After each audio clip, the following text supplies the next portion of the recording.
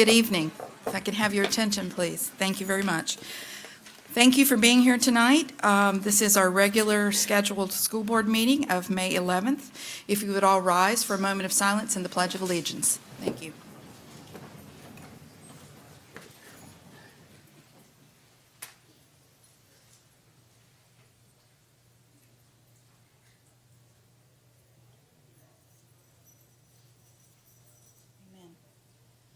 I pledge allegiance to the flag of the United States of America and to the republic for which it stands, one nation, under God, indivisible, with liberty and justice for all. It was very nice to hear that many people saying the pledge. Okay, Dr. Moxley. Good evening, members of the board and to members of our audience. Welcome to our school board meeting. Thank you so much for being here tonight. We do have a full agenda and we have lots and lots of recognition, so it is wonderful to see many students in the audience tonight, and we're just thrilled to have you here, and we want to celebrate and recognize your accomplishments.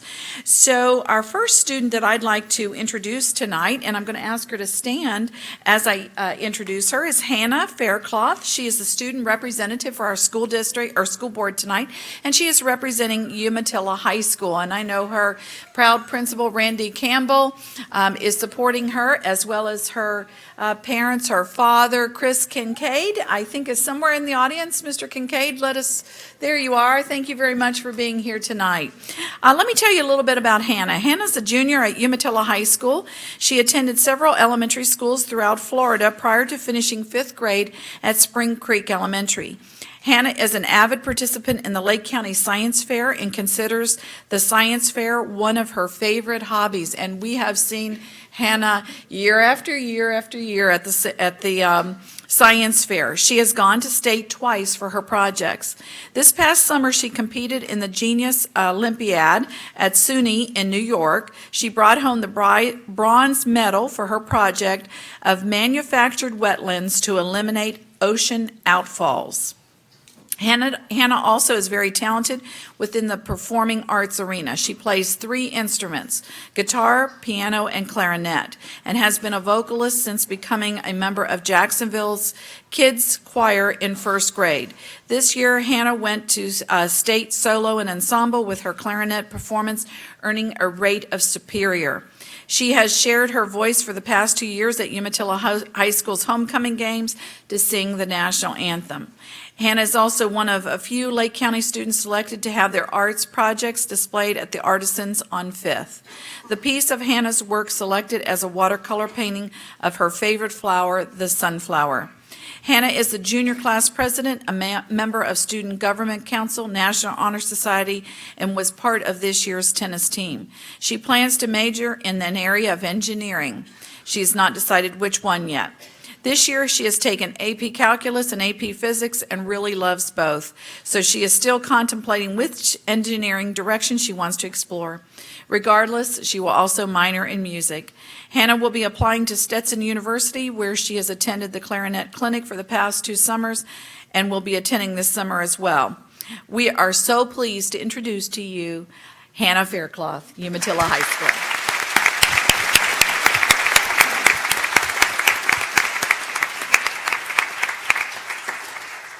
And we will hear a report from Anna a little later in our agenda, so welcome so much.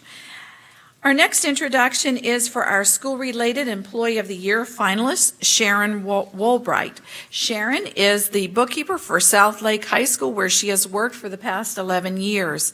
She has most recently been named School-Related Employee of the Year in 2010, and now 2015. She was a finalist. Sharon has been prompt, accurate, and dependable in all her job assignments, according to Principal Robert McHugh, who wrote in a letter of recommendation. She is eager to assist staff and quick to take on more than her share of responsibilities. Her dedication and accuracy in managing all accounts at South Lake High School so that the maximum benefit to her students can be achieved, and she is an inspirational to everyone that meets her. We are so proud to have Mrs. Woolbright as the bookkeeper at South Lake High School and to be one of our finalists for School-Related Employee. Welcome, Mrs. Woolbright. Thank you for what you do.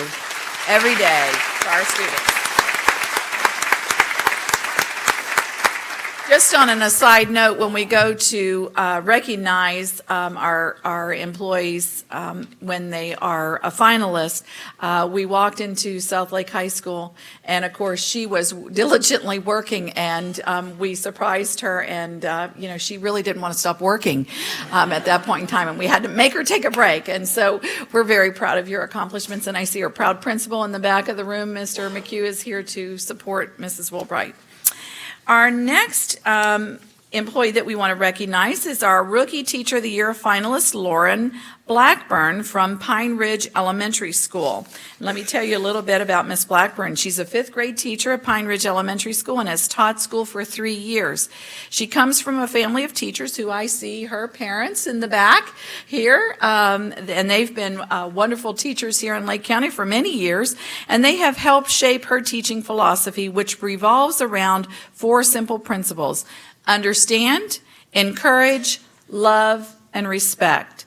She says it is her job to encourage her students to strive for the highest level of success that they are capable of reaching and to make goals that will challenge them without causing them to be overwhelmed or discouraged. And when you walk into Ms. Blackburn's classroom, you will see students highly engaged in rigorous learning, and they are very excited, and they were excited the day we surprised Ms. Blackburn with this recognition, and they were there cheering her on. And if you could hear the success stories from her children, that's the best gift a teacher can get, is when they hear their own children are saying how successful and how much their teacher means to them. So congratulations on being a finalist. Welcome to our school board meeting.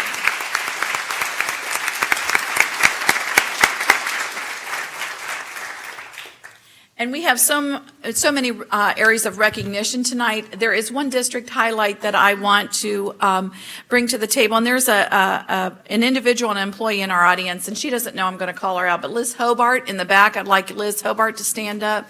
Mrs. Hobart has been our coordinator of grants services for a number of years, and since she came to Lake County Schools, I want to tell you the accomplishments that she has had. Our actual grant dollars acquired for this fiscal year, meaning July 1st, 2014 to the present, so it's not been a full calendar year, is now at $5.5 million.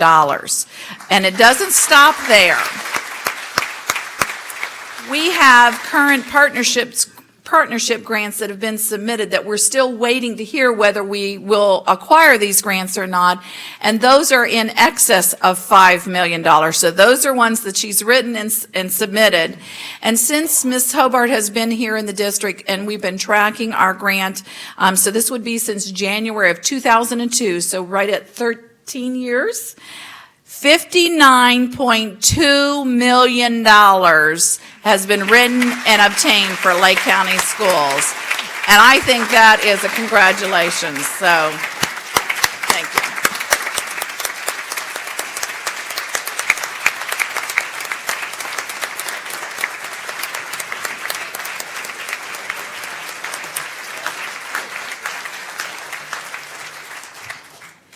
Those are some of the data points that aren't always out readily available, and I just feel like $59 million is a lot of money that has been put in the hands of teachers and students in our classrooms. So thank you, Mrs. Hobart, for your leadership.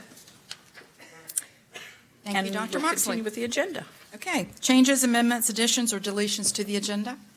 I would like to move agenda item under representation 4.9 to the start of representation, if we could do that. Okay, are there any changes? Anyone want anything pulled on the agenda? Can we pull 9.07 for discussion? Yes. Anything else? Okay, moving on. At this time, I'd like to recommend approval of the minutes from the regular school board meeting of March 23rd, 2015, and special school board meeting of April 6, 2015, as presented in board docs for your consideration. You've heard the superintendent's recommendation. Is there a motion? So moved. Second. We have a motion in 2 seconds. All in favor? Aye. Thank you. Okay, moving on to recognition. The first recognition will be agenda item 4.09, recognition of English for speakers of other language. These are our ESOL Family Night sponsors, and Mrs. Pearson is coming forward to do the honors.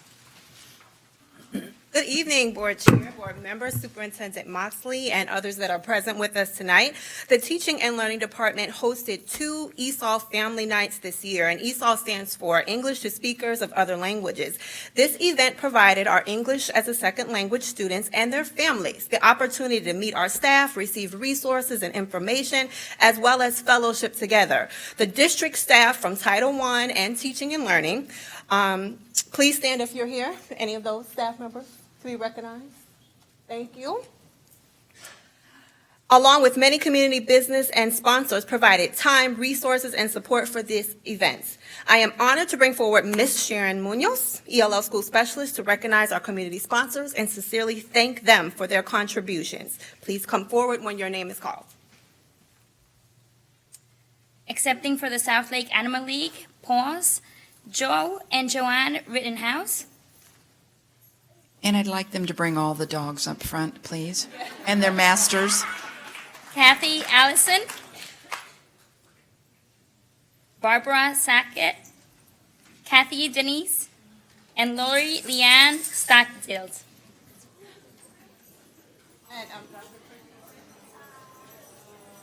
See? Aw. Yep.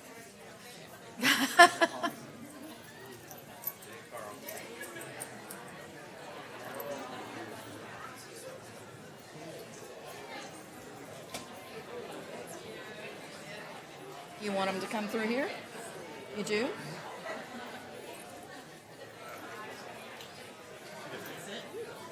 Not under. And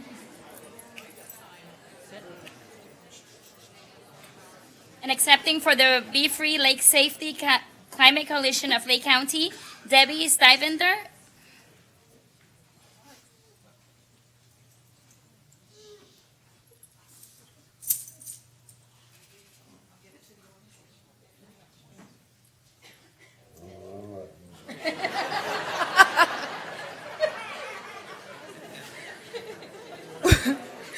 We did have a few others that were not in attendance. We will make sure that they get their certificates. It was an evening that was contributions from many of our community sponsors, and Lake County community sponsors that came out really helped make this night a success. So recipients, if you would please take the opportunity to be congratulated by the board.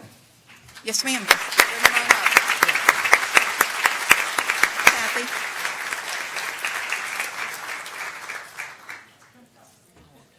Kathy, you're going to bring them up here. What? I wanted to go down there, but I got outvoted by the vice chair.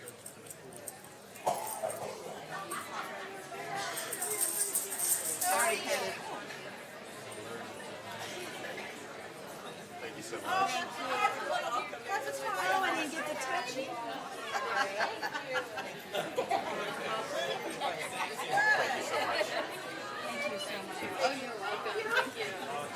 Thank you so much.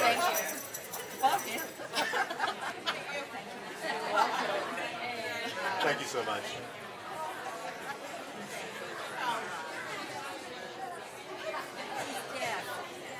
We also have, Miss Erin Shao from the Orlando Solar Bear. She is here in attendance.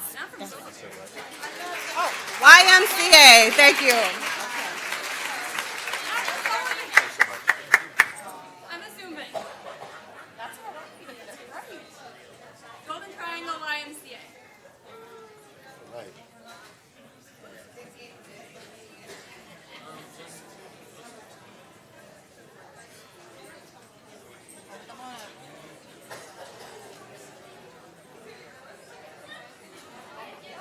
Thank you very much. You were well behaved.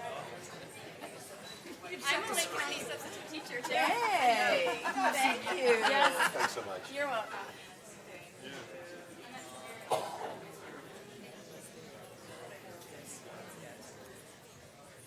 And that's the way you're supposed to behave in a board meeting. Okay. Everyone tried it. Okay, Dr. Moxley, We're going to presentation. go back to presentation of gold and silver school awards. Carmen Cullen-Batt is with us tonight. Thank you, Madam Chair, Dr. Moxley, school board members. The Educational Foundation serves as the liaison with the Department of Education, and we assist in determining who will be receiving awards. And this year, we have 22 gold award winners, which is a record for Lake County. And I'd like to ask if Dr. Moxley would like to distribute the certificates.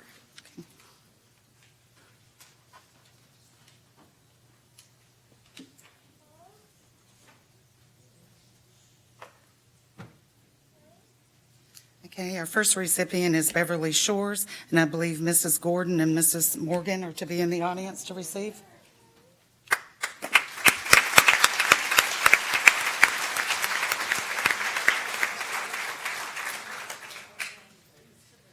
Our second recipient is Claremont Elementary, Ms. Capel.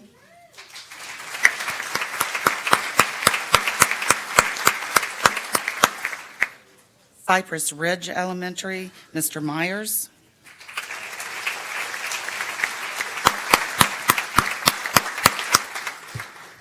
Mr. McDaniel from East Ridge could not be with us tonight. East Ridge Middle.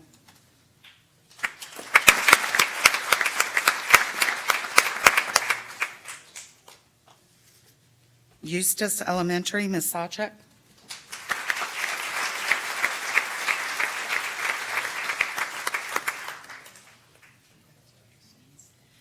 Eustis Heights Elementary, Ms. Hunt.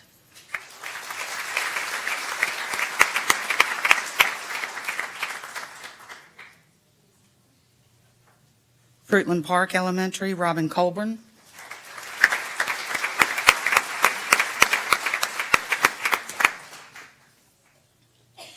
Grassy Lake Elementary, Ms. Cole.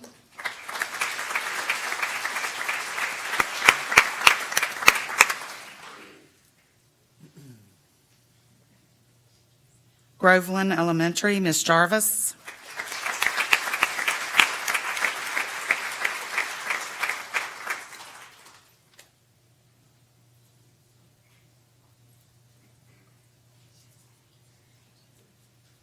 Imagine South Lake Charter, Ms. Forns and Ms. Dial.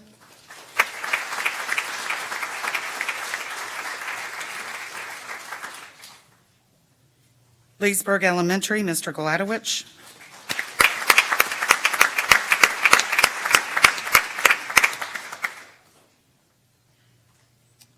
Lost Lake Elementary, Ms. Pegram.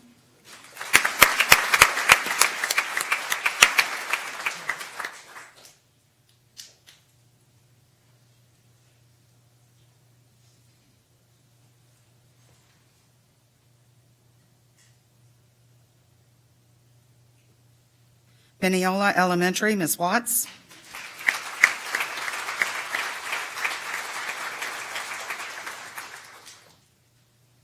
Pine Ridge Elementary, Ms. Mazuski.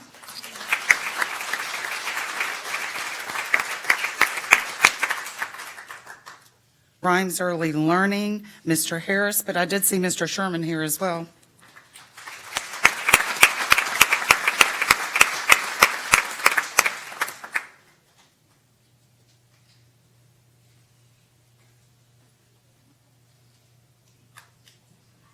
Brown Lake Elementary, Ms. Bartberger. Excuse me.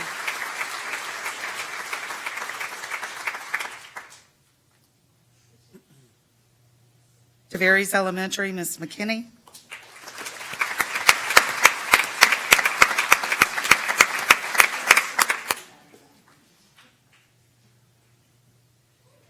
Okay, Seminole Springs, Ms. Fisher.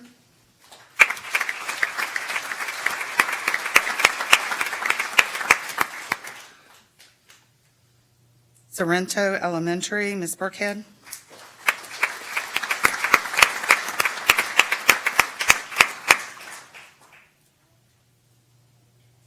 Treadway Elementary, Ms. Hagebrook and Ms. Christidis.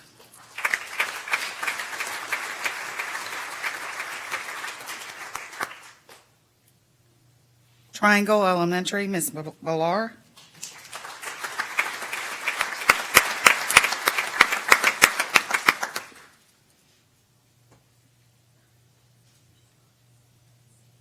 Okay, and our last, but certainly not the least, is Villages Elementary with Mr. Bordenkircher, Ms. Sachs, and Ms. Anderson.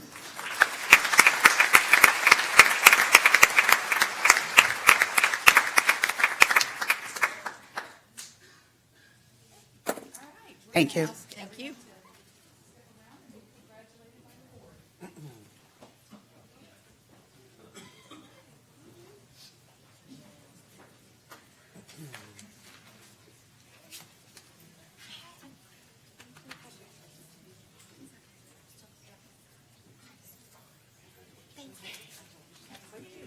Congratulations. Congratulations.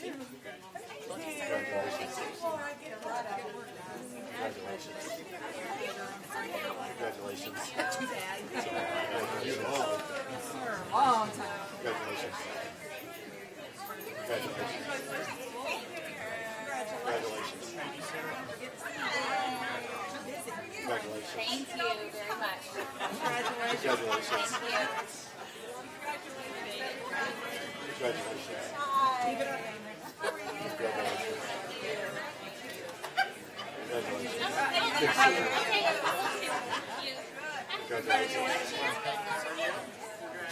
Congratulations, Doctor. Congratulations. Congratulations. Congratulations. Congratulations.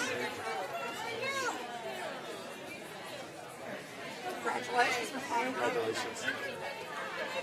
Congratulations. Congratulations.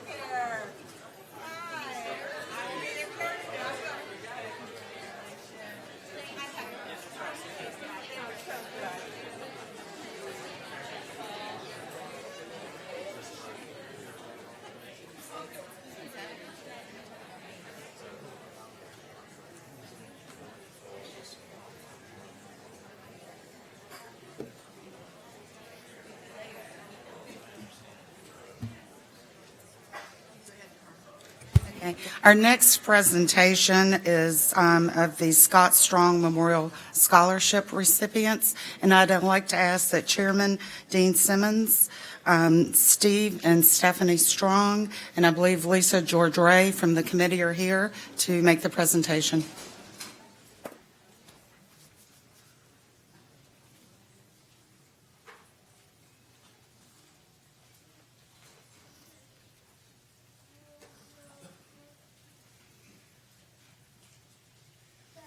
Thank you, Madam Chairman, board members, and Dr. Moxley.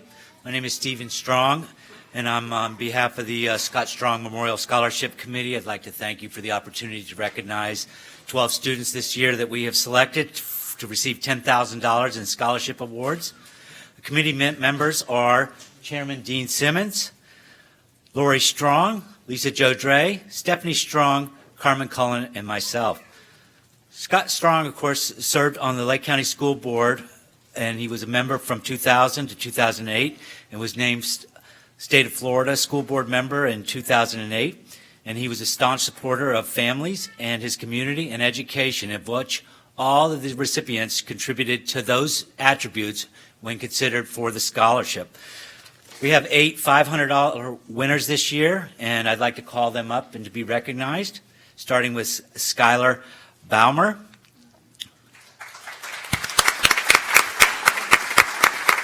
Tanner Brooks, James Cole, Claire Epillard, Miranda Fisher, Harley Horsley, Katie Norfluss, Nippa Shrill. These are our $500 winners this year.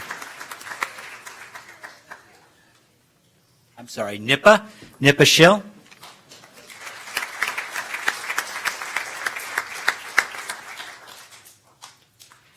We have 2 $1,000 awards going out this year. Our first recipient is Rebecca Fordham.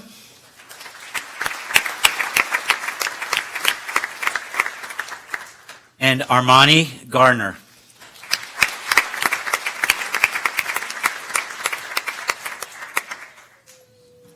And this year, our $2,000 awards go to Alexis Beckel,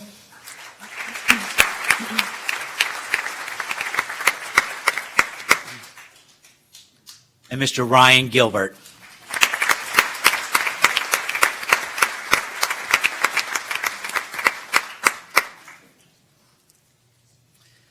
All right, these scholarship funds, we have provided over 70 students with over $60,000 in scholarships over the past 5 years. And every year we do our annual Scott Strong Memorial Scholarship Tournament, which this year will be held October 16th at Mission Inn, which some of those proceeds from that tournament help Apple Mart and other ventures for the Education Foundation, with some of those proceeds helping with the scholarship for the Scott Strong Scholarship. Board, I'd like to present our 2015 scholarship winners. Thank you.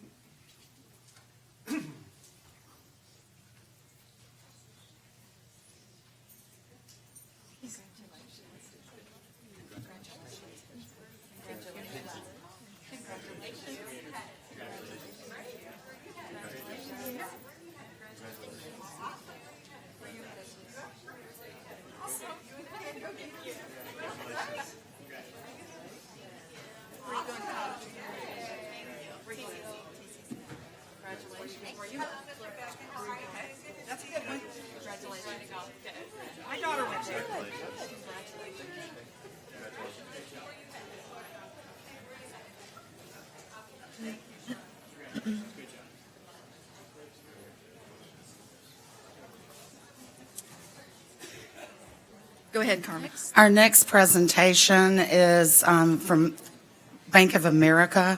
For the 10 years I've been in the foundation, we have written grants to Bank of America, and Sonia Williams in our grant office wrote and received this year. So I'd like to ask the Gail Widener Program Director for Take Stock, Sonia Williams, Kelly Wilkins come up from Bank of America for the presentation.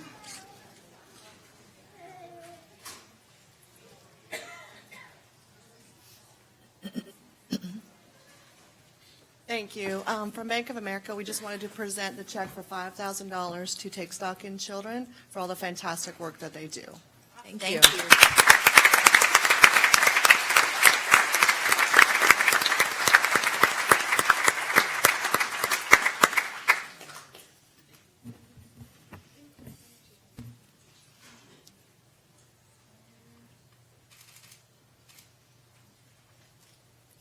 Thank you to Bank of America for your gracious donation. The Take Stock in Children program has helped so many students have the opportunity to go to college and receive those scholarships, and we see it already our students starting to really blossom in the middle schools when they get that first admission into the Take Stock in Children program. So thank you very much.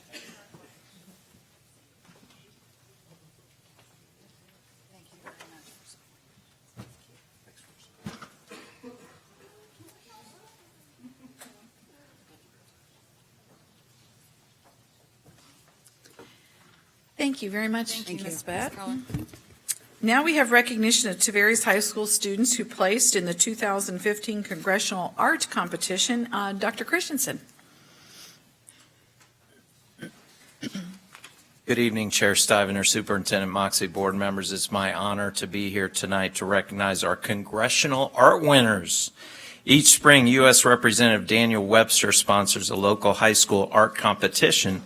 This is a nationwide program designed to recognize and encourage young artistic talent.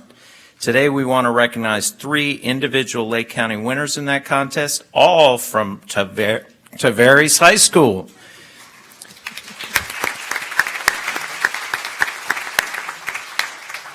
Congressman Webster came out to Tavares last month to make the presentation in person. 1 winning photograph will hang in his D.C. office, while 2 pieces will hang in his local office. We also learned from Congressman Webster's office that we also have 3 overall winners, and they're from Lake Minneola High. We're going to invite them in an upcoming board meeting to be recognized. But for now, if we could please have our 3 winners step forward. Third place winner, Mariah Villalobos. Come on forward, Mariah. Second place winner, James Worley. James. And our first place winner, Brittany Naismith.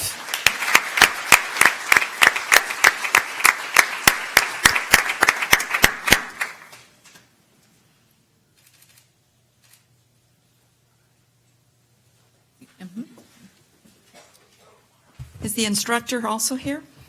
Would she come through? Thank you.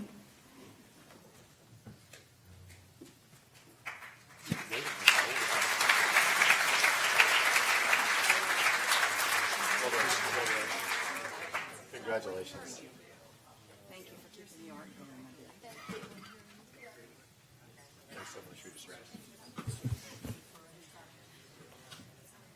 These two students were under the instruction of our teacher, Esty Church, and I want to recognize Mrs. Church for her talent as well. Congratulations, and I know we have some parents in the audience, so thank you very much for being here tonight. Congratulations. And Dr. Boyd, I believe, is here as well. Oh, I'm sorry. Thank you very much. Okay. Now we have high school athletic recognition for outstanding achievement. Pat Todd. And Dr. Doyle.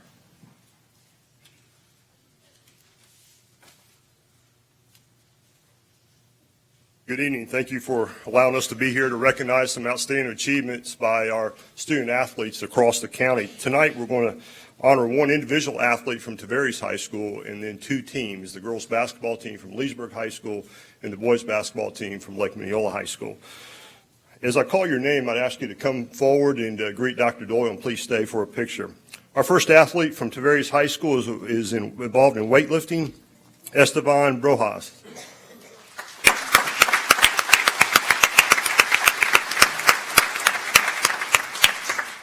Esteban has been a member of the weightlifting team for 4 years. He qualified for the state meet as a sophomore and again this year as a senior. This year he placed third in the 199-pound weightlifting class at the state weightlifting meet in April. He has some impressive totals. His total combined weight lifted was 665 pounds, which included a 310-pound clean and jerk and a 350-pound pause in the bench press. Quite an accomplishment. Congratulations, Esteban.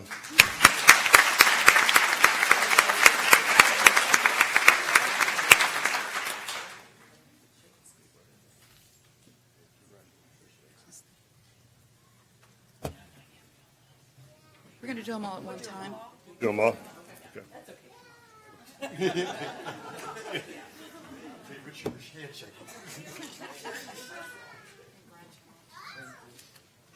Congratulations.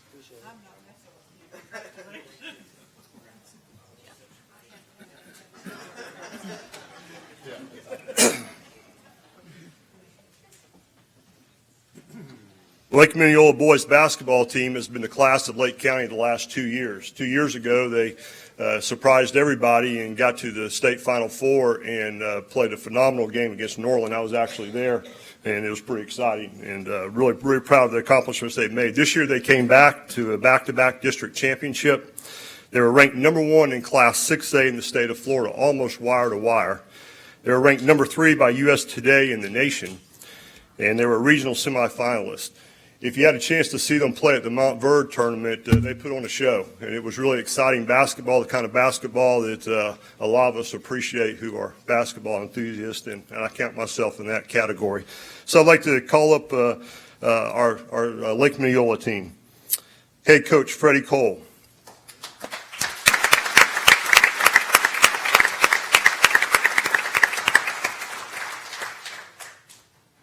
Assistant coach Corey Isom.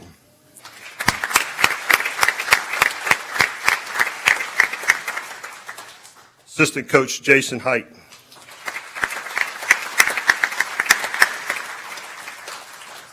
Marcus Dotson. Anthony Brown.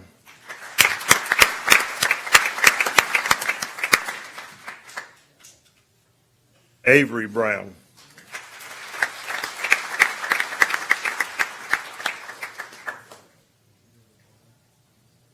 Carlin Holder.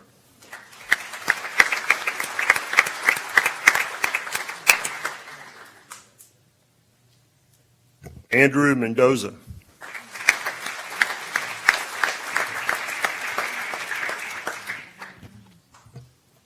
Daniel Wollaston.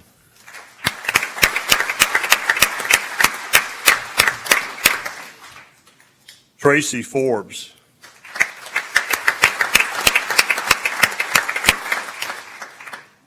Ben Hull. And Peyton Fears.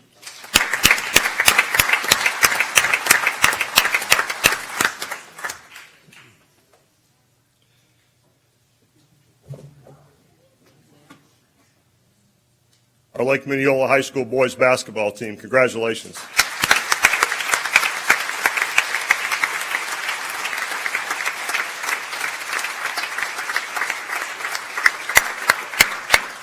I'll make one other note. Anthony and Avery Brown signed just this week at Wisconsin Green Bay, which is quite an accomplishment.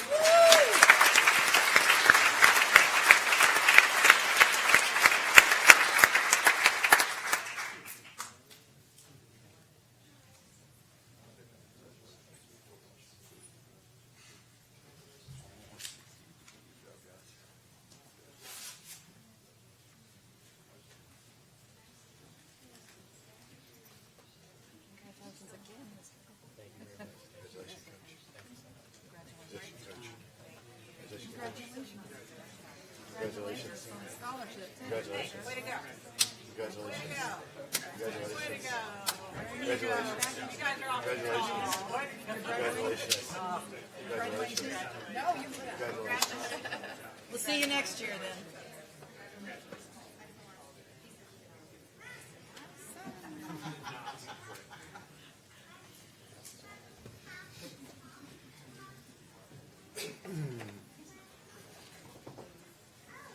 Our last team recognition tonight goes to Leesburg High School's girls basketball team.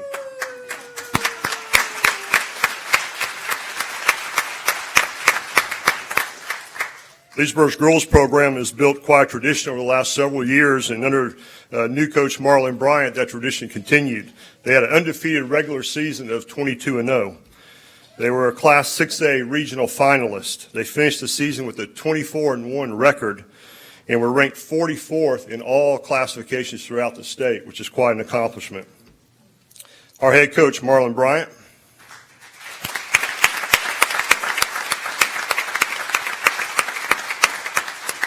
Assistant coach, Derek King.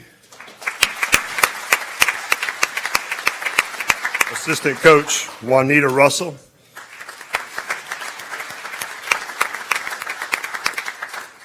And assistant coach, Natalie Bonds.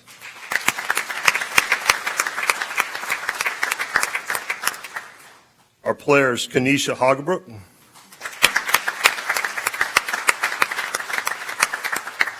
Keyshawn Johnson.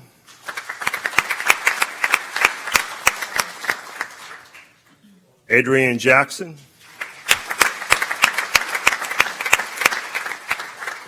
Bonshay Jackson.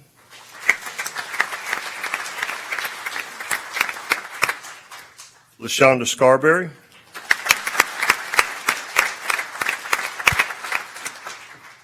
Jada Taylor.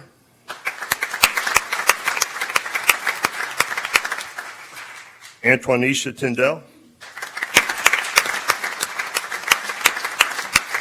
Aja Watkins. Ariel Hansbrough. Electra Graham. And Denasia Bogles.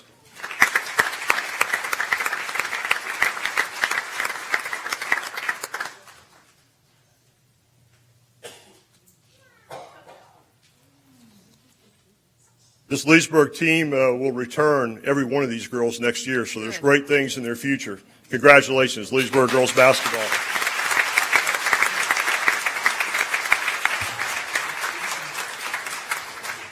Ms. Mr. Miller, their proud principal, I can see is in the audience taking pictures. So thank you, Mr. Miller, for your support.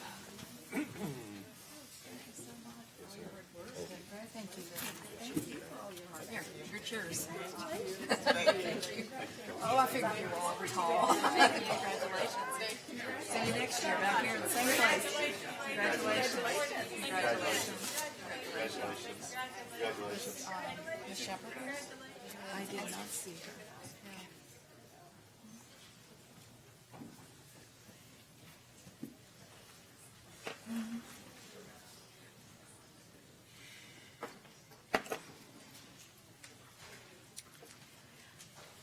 Our next item of recognition is our regional scholars, and Jan Tobias, our Director of Student Services, is present with us tonight. Good evening, Dr. Moxley, Chairman Stivender, and board members. As you remember, the Regional Scholars was developed at the beginning of this school year to look at the overall accommodations, accomplishments, and the overall well-being of our students. So they are looked at with regards to grades, test scores, community services, extracurricular activities, leadership, and overall contribution. So this year, this evening, we are doing two different groups. We are doing the Umatilla High feeder group, and we are also doing our conversion charters tonight. So we are doing a combination of the two. So tonight, our first member from the Umatilla High School with Randy Campbell, the principal tonight, representing Kennedy Merrill, 12th grade. Kennedy.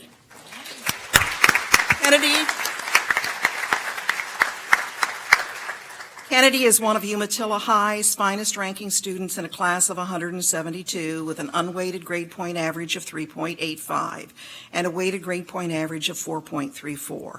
At the high school level, she has followed an academically challenging schedule in which she has scored a 5 in her AP Calculus. In addition, she has taken 2 collegiate courses at Lake Sumter State College, again earning high scores.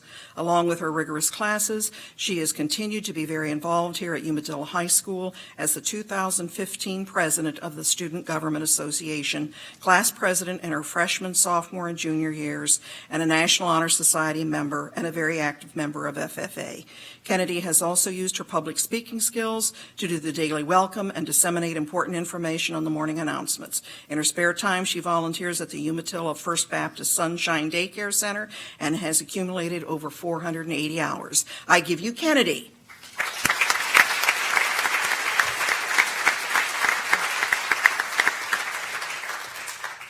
Umatilla Middle School, the school representative is Principal Kelly Sanders, and our student is Catherine Asbury. Catherine.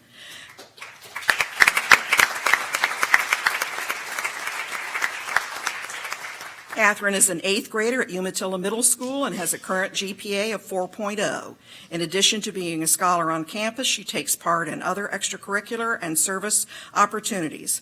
Catherine has participated in the local softball program where she is a team leader and gives her time to mentor and coach younger athletes. She is also an active member of the National Junior Honor Society where she has given her name and service. Catherine has poured her time and energy into raising money for colon cancer, creating Thanksgiving meals for our local community, and helping raise money for Jeans for Troops.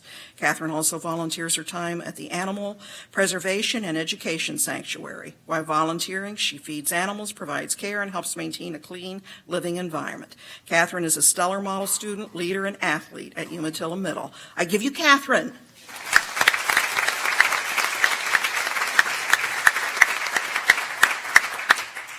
Umatilla Elementary School Principal Debbie Rogers. Their student tonight is Grace Kessinger. Grace.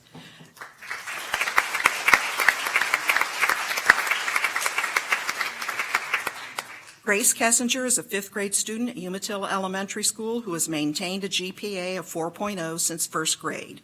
Grace achieved a perfect score on FCAT reading in 3rd grade and a perfect score in FCAT math in 4th grade. In addition to being an outstanding scholar, Grace participates in the STEM team, this year filling the role of team captain. STEM club member, chorus, news team, safe to patrol sergeant, kids character club, is a peer tutor, and dance, as well as volunteers in her church nursery school program. Grace has received many awards, from quarterly honor roll, science fair, and STEM Bowl to perfect attendance. She is an amazing model student, leader, and citizen, not only at Umatilla Elementary, but also in her community. I give you Grace.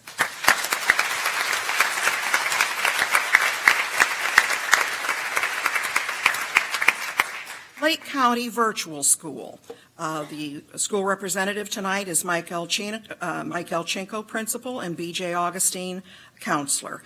And tonight, for Lake County Virtual School, we give you Benjamin Mack Jackson. Benjamin.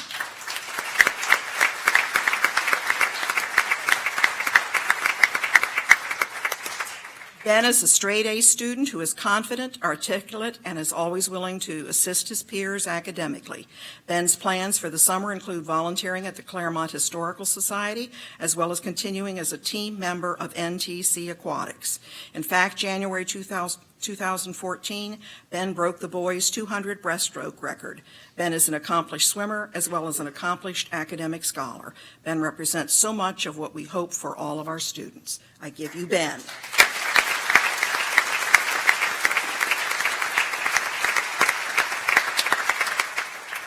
Mascot Elementary School, the school representative tonight is Miss Nadine Johnson, and their winner, Karina Samara, could not be with us tonight. But I just need you to know that Karina had just picked tonight between regional scholars and the school talent show. The talent show won, okay? So Karina is there, but to let you know, she's a 5th grade student at Mascot Elementary Charter School. In March, Karina scored 12.2 GE, 97th percentile on the STAR Reading Assessment, and above the 8.0, the 8th grade level on the STAR Math Assessment. In 4th grade, she scored level 5 on both the Reading and Math FCAT assessments. In addition to being a scholar on campus, Karina participates in chorus, instrumental, safety patrol, and is an anchor on the WMAS Morning News Show. Karina was also the recipient of the November Terrific Kid Award for her class. Outside of school, Karina enjoys horseback riding and spending time with her families and friends. Karina is the epitome of a model student and leader at Mascot Elementary Charters, and very deserving of this award. Thank you.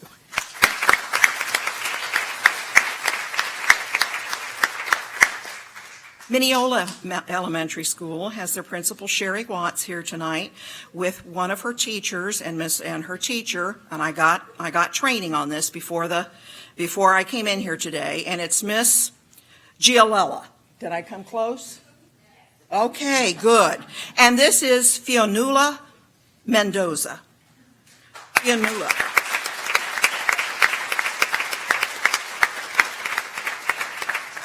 Fionnuala Maria Mendoza is a 10-year-old 5th grade student at Mineola Elementary Charter School who has carried a 4.0 GPA throughout the elementary school. She has participated as a STEM Bowl team member for 3rd, 4th, and 5th grade. In addition to being a scholar, Fionnuala has earned the Girl Scouts Bronze Star Award, as well as helping with her brother's Cub Scout special events, the most recent being a lake cleanup project. She has participated in 5 and 10Ks for various charities or causes, including Give Kids the World. She is a mentor to younger students in our school and is always a positive role model and influence to others. I give you Fionnuala.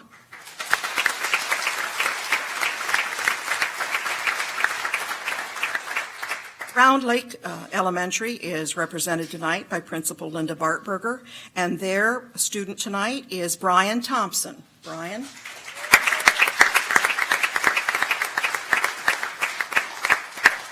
Brian Thompson is a 5th grader at Round Lake Elementary and has maintained almost 100% averages in all of his academic courses throughout the year. At Round Lake, Brian is involved in our Shore Patrol program, in which he is responsible for keeping our campus safe and directing others to do so. He is also part of our STEM team and competed in the county competitions. Brian was one of 5 students chosen for this team, which placed 5th in the competition. He has been a strong leader in both these areas. Outside of school, Brian is very involved in his church and participates in the children's choir. He also chooses to be an altar server. In this role, he is responsible for helping the priest during Mass. Sometimes he serves at the 7:30 a.m. Mass, so he is dropped off early to church, and then he sings at the 9:30 Mass. He has also chosen to give his own money to charity organizations through church programs. Brian is an outstanding student, leader, and citizen at age 10. We are very proud of him at Round Lake Elementary. I give you Brian.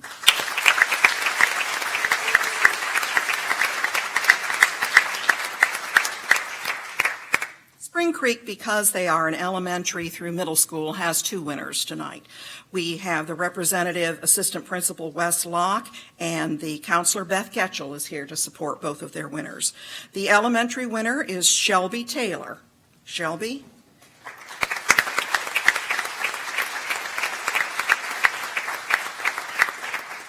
Shelby Taylor is a fifth grader at Spring Creek Charter School, and she currently has straight A's. In addition to her high academic achievement, Shelby participates in our 4-H program and showed her rabbit at the fair, earning a red ribbon. Her leadership abilities are evident in her role as the president of the K-Kids Club at Spring Creek, and she also participates in Girl Scouts. She has participated in numerous community service activities, including visiting the nursing home and the Edgewater Pen Pal Project. She is an outstanding student and leader at Spring Creek Charter, and it is our privilege to have her on campus. I give you Shelby.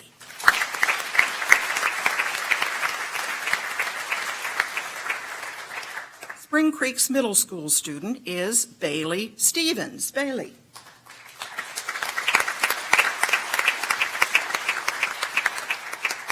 Bailey Stevens is an eighth grader at Spring Creek Charter School whose GPA is a 4.0. In addition to her academic achievements, she has participated in both volleyball and basketball for 2 years. Her leadership abilities are evident in her role as the president of the Builders Club and vice president of the National Junior Honor Society at Spring Creek Charter. She has participated in numerous community service projects, such as collecting food for the Crisis Center and raising money for hospice, Pasta for Pennies, and the Wounded Warriors Project. Outside of school, Bailey also sings in her church, prays teams, and assists with dressage, riding lessons, and camps. Spring Creek Charter is privileged to have Bailey as a model student, athlete, and leader. I give you Bailey.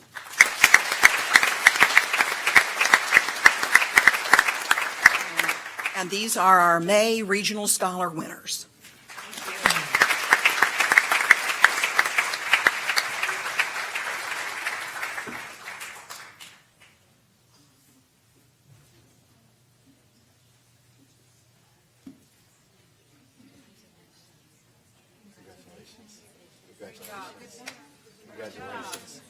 Congratulations. Congratulations.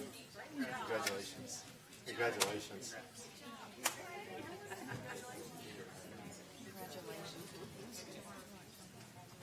Oops. Oh, excuse me. Congratulations. Congratulations. I also want to say thank you to all the parents that are here tonight of our regional scholars. We know that you are supporting your young people, and we appreciate your partnership with us. Congratulations.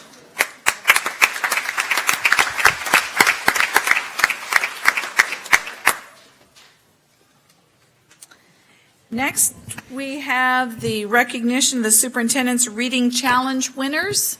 Mrs. Arnold. Good evening, Superintendent, Madam Chairman, board members. Tonight's an honor to bring to you the Reading Challenge. And for a lot of students, it is a challenge. So tonight, we want to recognize those schools who were winners.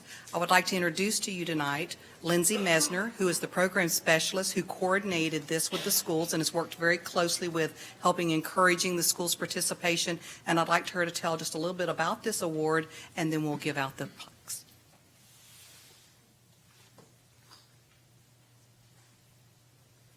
Good evening. The goal of the Superintendent's Reading Challenge is to develop avid, lifelong readers, which is necessary in ensuring our students are college and career ready. It allowed parents to partner with students to foster a love of reading collaboratively. During this school year, 85% of our Lake County schools participated in the Superintendent's Reading Challenge. During this time, over 16,000 Lake County students read a total of 384,764 books. We'd like to recognize those schools with the highest participation tonight. Astatula Elementary School.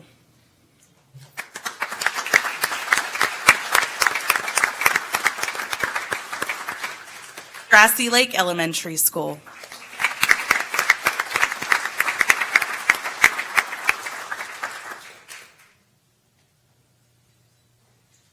Groveland Elementary School.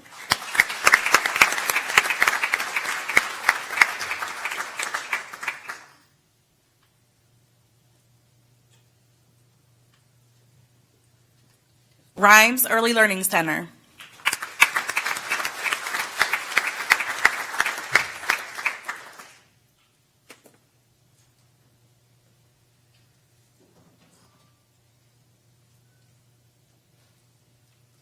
Round Lake Elementary School.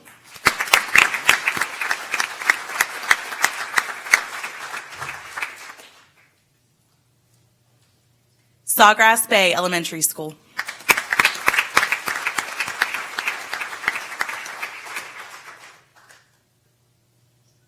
Eustis Middle School.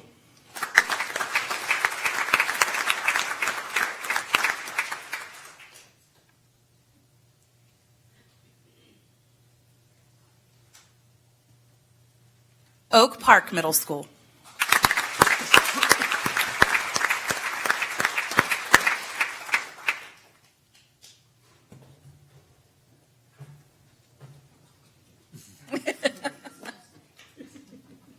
South Lake High School.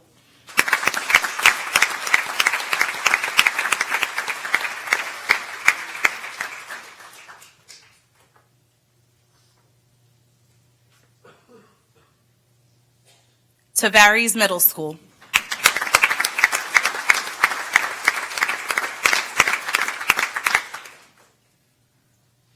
And we would be remiss if we did not mention Eustis Heights Elementary School, who had over a 60% increase in school participation this year, so we'd like to honor them as well.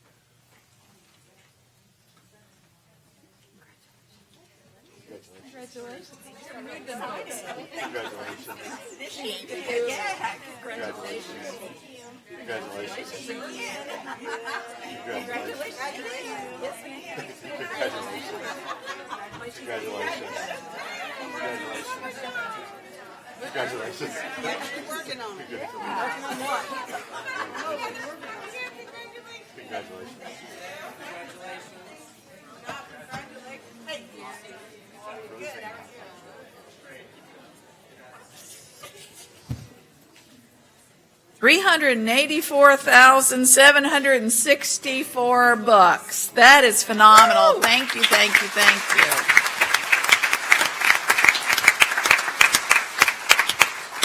you. We like our students reading for sure, so congratulations to all our schools and our students, and thank you very much for being here tonight. Next, we'd like to recognize positive behavior support schools. Ms. Pearson, welcome back. Thank you. Greetings once again. It's my honor to recognize our Positive Behavior Support School winners. PBS, or Positive Behavior Support, emphasizes the use of proactive and reinforcement-based strategies within school environments to achieve meaningful behavior and lifestyle changes. In April, schools throughout the county participated in the first PBS Best Practice Showcase, where they spotlighted and shared practices in place at their prospective schools. Some of those showcase presentations were displayed in the rotunda prior to the meeting, so we hope you had a chance to peruse. Specific criteria and a rubric were used to select the winners in each academic level. I am honored to bring forward Ms. Jeanette Tejan, who is our program manager for RTI and PBS, to recognize our first place winners. Winners, please come forward as your name is called. Good evening. Good evening. For the elementary group, Pine Ridge Elementary. And representing Pine Ridge as principal, Stephanie Mayuski. Assistant principal, Lane Abondo. Jennifer Gerblick, who serves as their coach. Kristen O'Hara, Sunny Meadows, and Eli Comstock.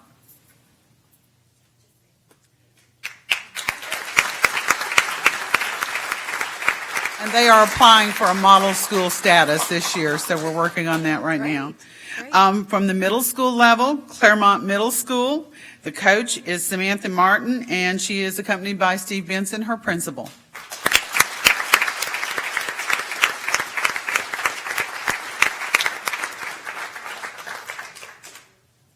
And from the high school level, Lake Mineola High School, the coach is Renee James, and she is accompanied by Roger Rice.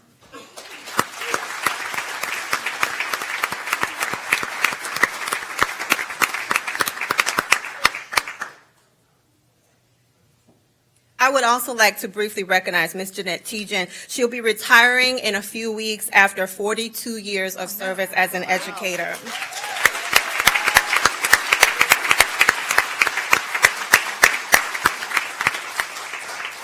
And these are our PBS Showcase winners. Please come up. Katie.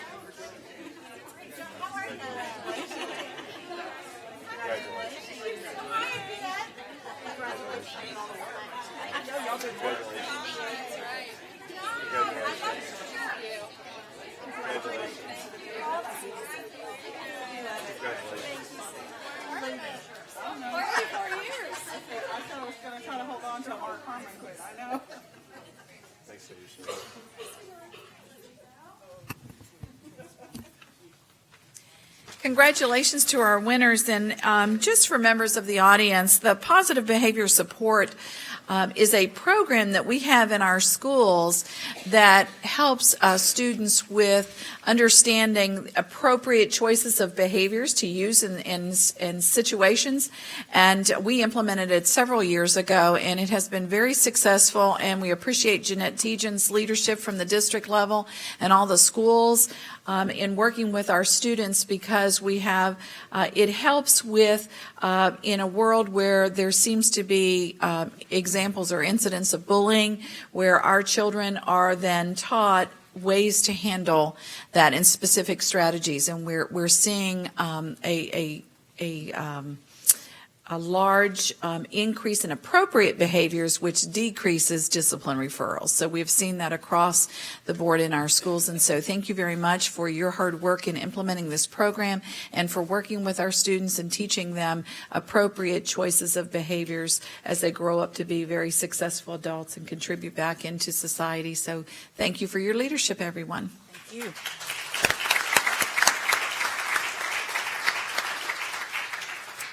And now we're ready for our Career and Technical Education Student Organizational National and or state winners. And I see representatives from our Career and Tech Ed.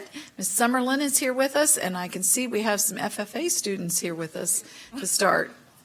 Good evening, Madam Chair, board members, superintendent, and Mr. Johnson. Career and technical education student organizations are an important part of CTE curriculum for both middle and high school students.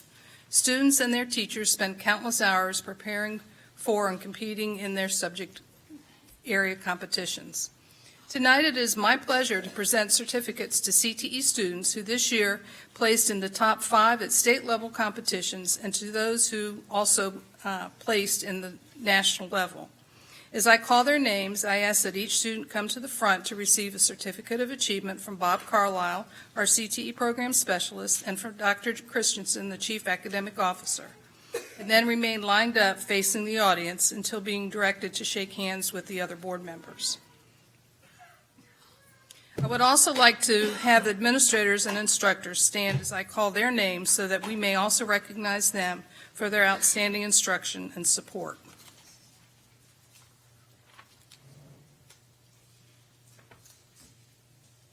First, I'll start off with Claremont Middle School. The proud principal there is Steve Benson. The agri-science education teacher is Mr. Garner.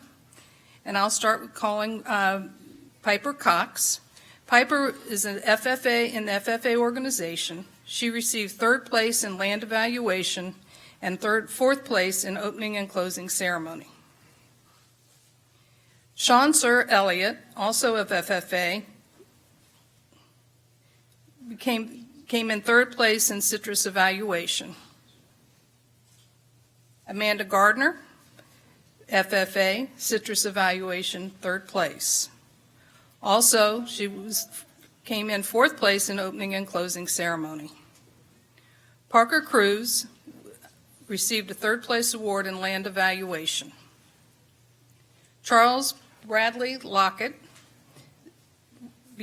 won third place in citrus evaluation. Also in land evaluation, he earned third place. In ornamental horticulture, demonstration and marketing, he received third place. Taylor Lockett, opening and closing ceremony, fourth place, along with the ornamental horticulture demonstration artistic arrangement. And I'm sorry, that was Lauren Nasky that earned that. She received the ornamental horticulture demonstration artistic arrangement, third place. She also was in the opening and closing ceremony and earned fourth place.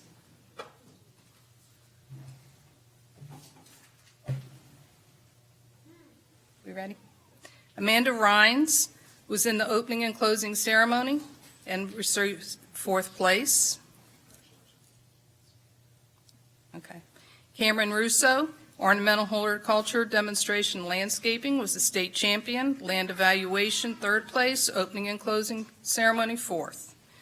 Megan Vernon was in citrus evaluation, third place, and opening and closing ceremony, fourth place. Those are the winners from Claremont Elementary. Medal.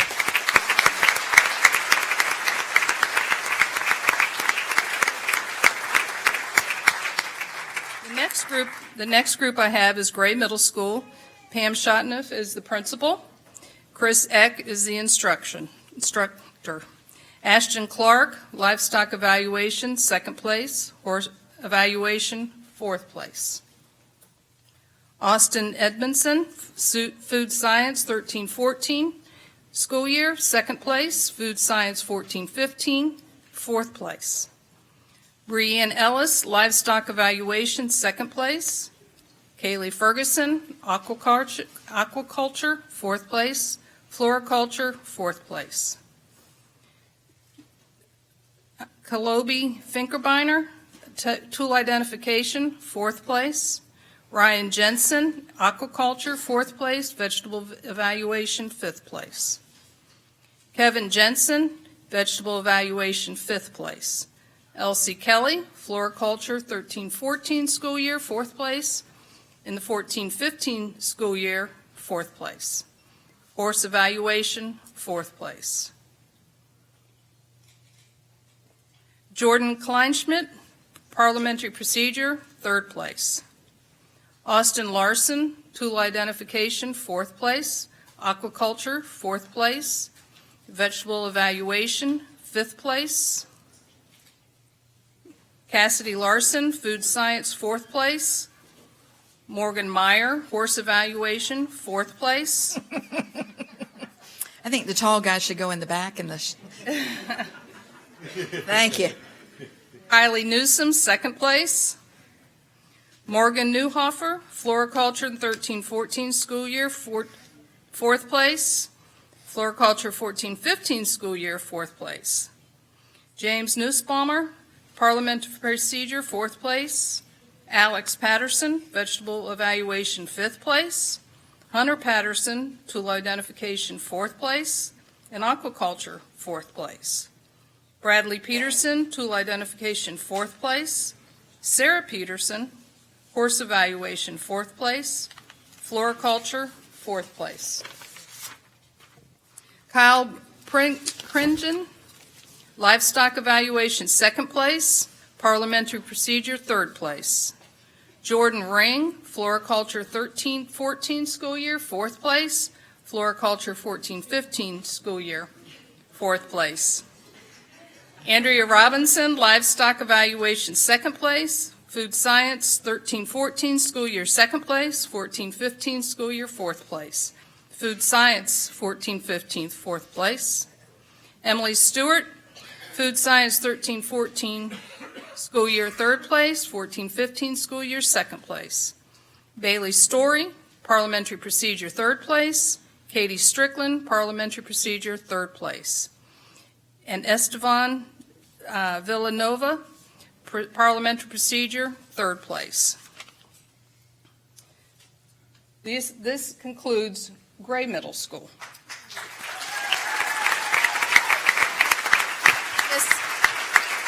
Ms. Summerlin, we're going to let this group come so that we make sure that there's. Students, if you'll please come around, and the school board members would like to shake your hand.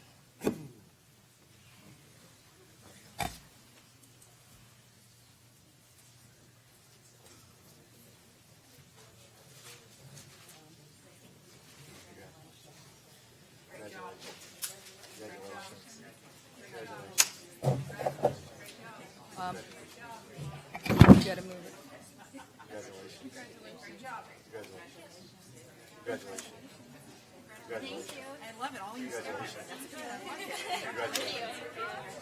I don't know if you can start pulling those out for me. Congratulations. Congratulations. Congratulations. Congratulations. Well, I'm just going to keep going, so.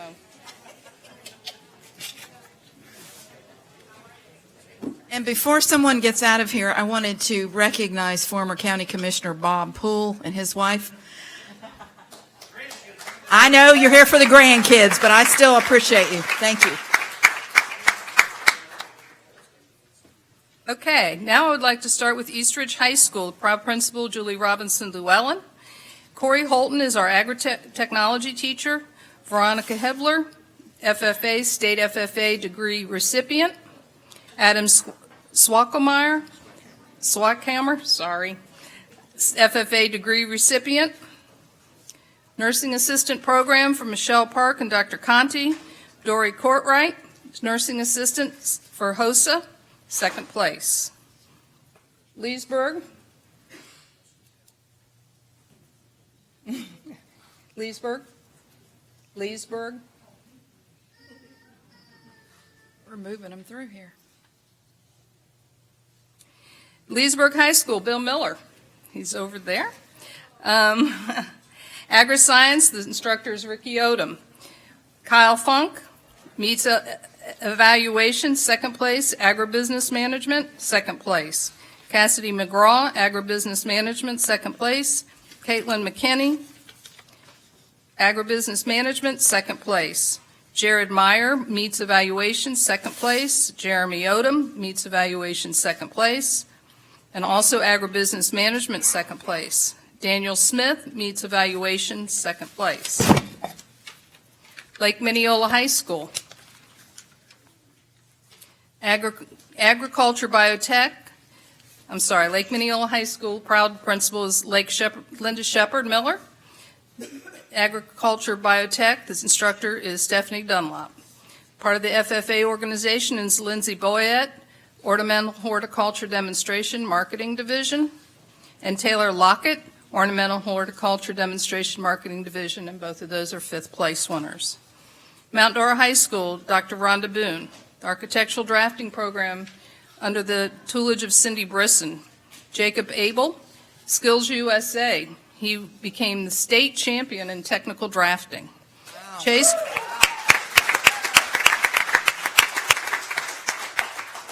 Agri-science education, Cindy Bellamy. Chase Cook, FFA, 2013-14 American FFA degree recipient. Tabitha Dillard, FFA, American FFA degree recipient also. Connor Flynn, 2013-14 American FFA degree. Grace Haney, state FFA degree recipient. Tiffany Helton, 13-14 American FFA degree recipient. And Hope Sellers, the state FFA degree recipient. Southlake High School, Rob McHugh, Agri-science education, Sarah Eck and Ryan Bronson are the instructors. Emily Brown, ornamental horticulture demonstration landscaping, fifth place. Emily Burkett, ornamental horticulture demonstration landscaping, fifth place. Jana Cariosola, 1314 State FFA degree recipient, and also the 1314 American FFA degree recipient. Tiffany Cotton, 1314 FFA degree recipient. Devin Decker, Ornamental Horticulture Demonstration Production, State Champion. Also the Agriculture Communications, 5th place. Cassandra Emilyanchik, or Flora Horticulture, 2nd state and high individual national. Also, she was Agriculture Sales and Service, 2nd place. Kyle Garner, Novice Parliamentary Procedure, State Champion, 4th in Nationals. Flora Horticulture, 2nd place. Agriculture Sales and Service, 2nd place. Megan Garner, Novice Parliamentary Procedure, State Champion, 4th in Nationals.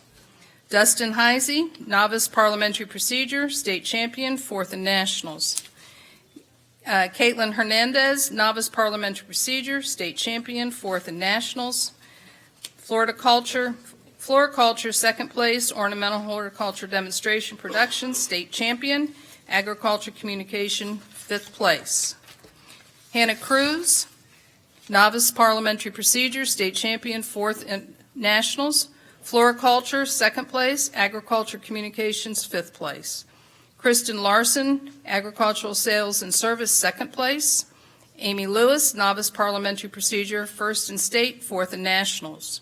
Heather LeBlanc, 2013-14 State FFA degree recipient, 1314 American FFA degree recipient. Marion Nyhofer, Novice Parliamentary Procedure, State Champion, 4th Nationals. Luke Rainey, State FFA degree recipient. Cody Shiflett, 2013-14 State FFA degree recipient. 2013-14 American FFA degree recipient. Matthew Staples, American Agriculture Mechanics, Supervised Agriculture Experience, State Champion. Agricultural Sales and Service, 2nd place, and he also earned the State FFA degree recipient. Amanda Sunseri, 2013-14 State FFA degree recipient. And also at South Lake High School, for the HOSA organization, we have Chloe Caldwell, Creative Problem Solving, 2nd place. Angelique Salaye, Creative Problem Solving. Avis Hernandez, Extemporaneous Writing, 4th place. Lauren Carnault, Human Growth and Development, 4th place. Amanda McKinnon, Creative Problem Solving, 2nd place. Miranda McManus, Extemporaneous Writing, 5th place. Rohan Patel, Creative Problem Solving, 2nd place. Umatilla High School, Randy Campbell, Principal. The Agriculture Education, Lori Ballard and Wayne Lively are the co-teachers. Rachel Adams with FFA, she was the State FFA degree recipient. Floriculture, 4th place. Rebecca Benham, 4th place in Floriculture. Taylor Lathrop, State FFA degree recipient. Brittany Lee, State FFA degree recipient. Dalton Sparks, State FFA degree recipient. And Cheyenne Spears, Floriculture, 4th place. Please join me in giving these students, their teachers, principals, and families a round of applause.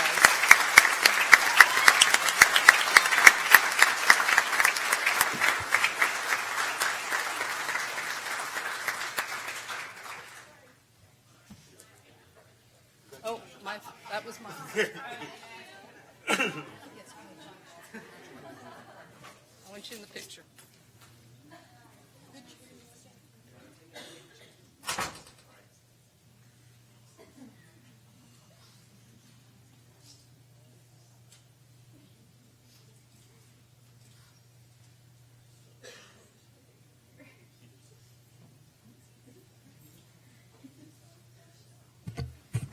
While they're doing that, I just look at all the blue and yellow out here. Don't let anybody tell you that agriculture is dead in Lake County.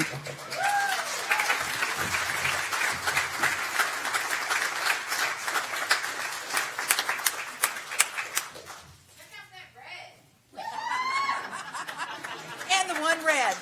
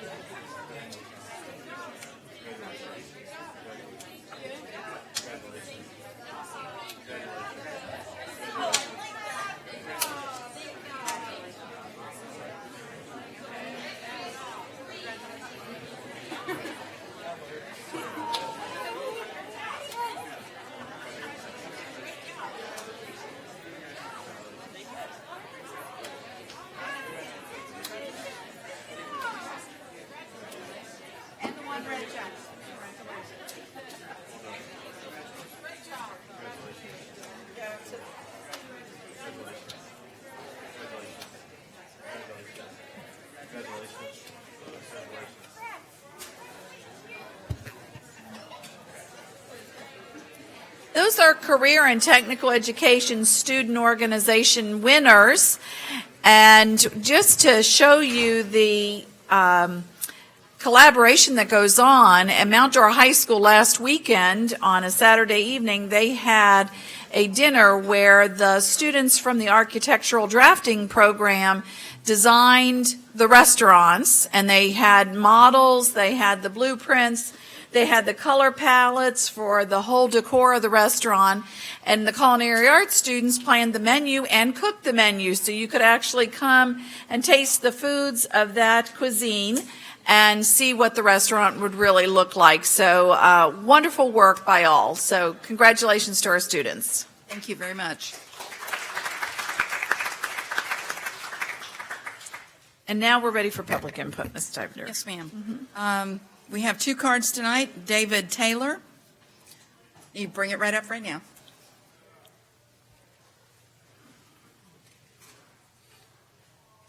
And Kim Cronin. It's after David. Hello, my name is David Taylor. My wife's a teacher at Tavares High School, and she was having a problem with a student and a parent. And the parent made a threat. Well, the next day, the threat was followed up with an email. Mrs. Stuyvesant, and want to know who this Miss Rodriguez was that was going to give her niece a bad grade. Number one, you should have emailed the teacher and asked the teacher what's going on. Number two, my daughters are perfect, my son's not perfect. Anytime I go in front of an administrator, first thing they tell me, parent I can talk to or guardian. As far as I know, you're not a guardian and you're not a parent. So she wouldn't have answered you anyways. But moving on from that, she had a master's in ESOL. She was one of 5 people out of 8,000 applications for a PhD program at UCF. Out of them 5 people, she's the only one that got a full ride. And she turned it down because she didn't want to leave her students at Mascot Elementary. And one thing she learned at Mascot was to identify the needs and work in small groups, which she still does. She gets 9th graders coming up that cannot read. She has elementary school books in her classroom that she pulls them students to the side, and she goes over ABC books with them. And even though she can't get them to a 9th grade level, she'll pull them up 2 or 3 grade levels, which doesn't show on y'all's grading and everything else. And as far as the evaluations, you won't find another teacher in Holt County that probably has as good as evaluations she has consistently across the board. And it's not fair that you're going to take your chair and use it against her. Not one student has she ever that tried and came to her and said, listen, I need help, that she didn't give them the opportunity to make help. Even after final grades were in, she would have administrators go back and re-input grades for late work because the student did it and they tried. And it's not fair that your family's getting preferential treatment because now she's getting extra work. And same thing per school board policy. Students are responsible for their work. They're responsible for themselves.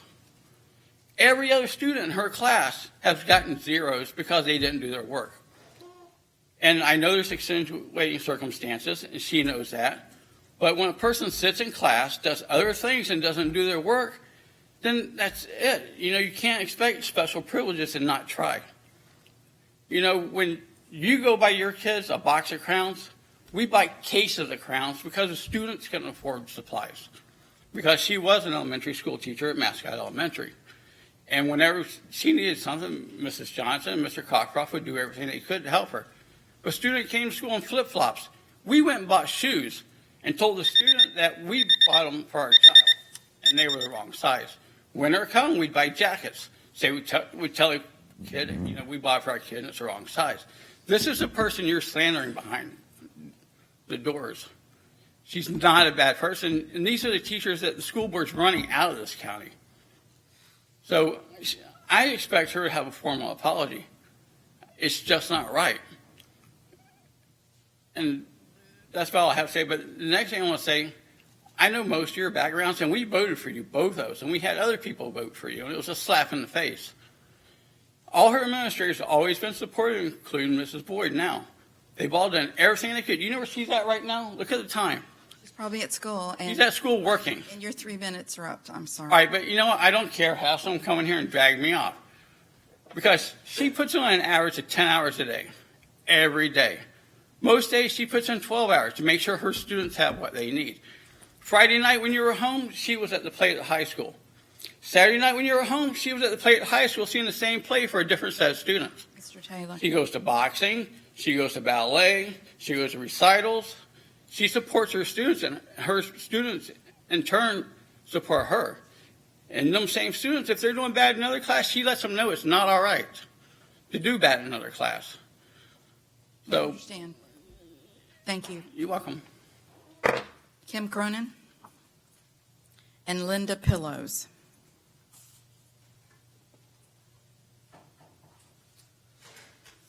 Good evening, Dr. Moxley and school board members.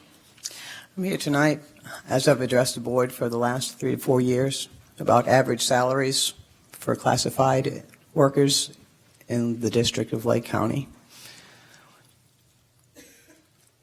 Lake County's classified and instructional employees rank the lowest, pretty close to the lowest in the state of Florida.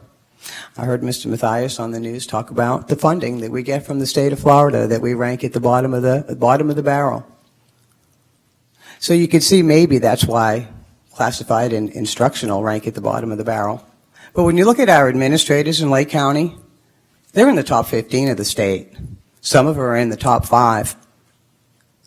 We keep adding administrative positions to the district at a high rate of pay. One that we just chased down for months, that we, paid him a lot of money, and what did he last, 7 or 8 days? We hear we got no money in the county. We can understand that. But when you want to spend money on high administrative positions, I've been here the last few years. We have teacher coaches, we have principal coaches, we have, somebody had to help the supervisor of transportation. Now we need a nutritionist for food service. We need another head honcho in the county office to help out Dr. Moxley. I just don't understand. And you want taxpayers to support a tax? You need to be good stewards of the money. Also wanted to remind you that our transportation mechanics are still working with no cover. It's getting close to 100 degrees every day.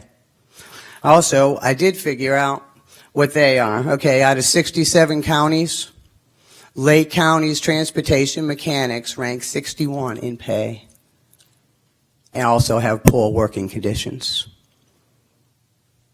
Thank you. Ms. Cronin, that information, can you email that to? When I get it all done, I will give you all a copy of it. All right, Ms. Pillows. Hi, good evening. I'm Linda Pillows. I'm a 25-year ESE teacher in Lake County, national board certified in the area of exceptional needs specialist, and I'm here to speak for my children, my students. Many students with autism, ASD, and intellectual disabilities, IND, have a significant cognitive disability that affects all aspects of their lives. These students are the bottom 1 percentile of all of our students. They are taught using specialized instruction with a modified curriculum based on the Florida Standards Access Points. They are assessed annually with the Florida Alternate Assessment, and their grades do count for our school. The matrix of services is a funding model used to demonstrate student level of need. Students scoring a 254 are considered to have the highest need and require additional supports, thus generating additional funds to pay for these supports. Students in our autism units are receiving this high level of support. Students in our intellectually disabled classes are not. February 20 Board Docs allocation report states that students in ASD units have a class size of 6 with 1 TA, and they receive additional supports if 60% of students have a funding matrix of 254. Students in our IND classes have a class size of 10 with 1 TA and must appeal to the ESE director for additional supports. Students in IND units at Lake Hills have a class size of 8 with 2 TAs per class, and we generally have the same types of students. In our K2 unit, 70% of the 8 students have a funding matrix of 254, yet they were denied additional supports. Annette Oliver, the Florida DOE Program Specialist for Monitoring and Compliance, states, the matrix of services is determined by the number of services on the IEP. The level of need is not determined by label. For the IEP to be in compliance, students must receive the high level of service as stated on the IEP. Currently allocated in our school, we have 2 ASD units with 11 students and 4 TAs. In our 2 IND units, we have 18 students, including one that is deaf, and there are 2 TAs. Each ASD unit has a behavior specialist 3 hours a week. IND units, oftentimes with more behaviors, have no behavior services. My 3rd through 5th grade students function from below pre-K to 2nd grade. 50% of them have a funding matrix of 254, and most have behavior plans. They require individualized instruction, a behavior management system, and assistance with daily living and life skills, including toileting, dressing, and eating skills. In my class of 10 children, there are 8 different reading levels and 7 math levels. My student who is deaf must be taught using sign language and an iPad communication system. Most academic activities must be done in small groups of no more than 3, usually 1 or 2. As I teach my small groups of 1, 2, or 3 students, my teacher assistant logs in computers, helps with seat work, redirects wandering students, deals with behavior issues and toileting while trying to keep them safe and quiet so I can teach. I'm almost done. In order for these students to be successful on the state assessment and in life, they need every opportunity. Our IND classes are too large and we don't have enough support. When considering these students, please remember that it's not the label that should dictate the class size and appropriate supports, but the level of need. Thank you. Ms. Pillows, which Ma'am. school are you at? Triangle. Thank you.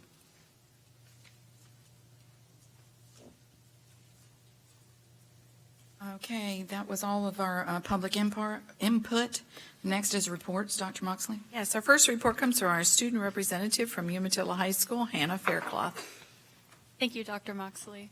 Good evening. We've all gone through stages of change, from kindergarten to high school, from holding your parents' hand to begging them not to embarrass you in front of your friends. It's what's expected, and all the change you encounter throughout your life is what makes you who you are today. Change is happening at our school right now, making us into a place where everyone knows each other and supports the efforts of one another. The students of Umatilla High have had a change in mindset from being pretty good with little effort to really great with more effort, and it's shown throughout this year. For example, the UHS Marching Band won straight superiors at their largest competition this fall, which hasn't happened in approximately 6 years. Our baseball team has recently defeated the #1 ranked team in the state, and many other students have gone to state competitions for sports, such as track, swimming, and weightlifting. None of this would have been achieved without effort and a drive to succeed. Umatilla High School is a connected community supported through volunteering and shared responsibility. We receive support from businesses and parents, but our students are working hard for our community and their clubs as well. Horticulture students did landscaping for the Helping Hands House and our own school. And for the second year, we have an intern at Habitat for Humanity. JROTC has done a canned food drive, and NHS is in the middle of a Jeans for Teens fundraiser. Our students also support Future Bulldogs by volunteering at our middle school and elementary school. JROTC connects to Umatilla Elementary by reading to kids while our AVID students volunteer at the middle school's AVID program. Also, with our school activities, we try hard so that no students are left behind due to financial issues, such as prom. For the last few years, Ms. Campbell has had a prom dress program, so no one is prevented from attending prom because they can't afford a dress or a suit, or a tux, a ticket even. We want our school to be a fun, safe community. In PAC, which stands for Pride, Awareness, Compassion, and Kindness, students talk about hardships and do activities to support and get to know each other. I was in it last year, and I hope to help out next year. It really makes you feel more like a family than a student body, and it brings you close to people you never thought you'd be friends with. Students at Umatilla care about their school and make a difference through the many leadership positions different clubs and classes offer. For example, SGA, NHS, Key Club, and band officers are just a few of the many leadership opportunities our school has. These positions teach students how to be efficient leaders and sharpen the professional skills they'll need in life. Next year, our school, through the personalized learning, will have student leaders like me in the principal's cabinet, providing an opportunity for students to be involved in the school operations. The principal's cabinet will provide an opportunity for students to work with teacher leaders to not only identify problems, but also work towards solutions.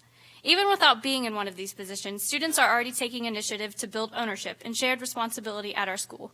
Last week, our teachers discovered graffiti in multiple places around the school. Without being asked, two students, my friends, took the time to research what the graffiti meant, inform the principal, and look out for who did it. This is a great example of the changes personalized learning offers our campus. Not only have our students been working hard in the community, but our teachers as well. Mr. Crouch is the Lake County Teacher of the Year. He's a hard worker, he cares about his students, and he's a big player in the personalized learning shift. He represents the level of dedication to students at UHS. Another academic change stemming from personalized learning is how guidance is supporting students making their own schedules to benefit their future goals.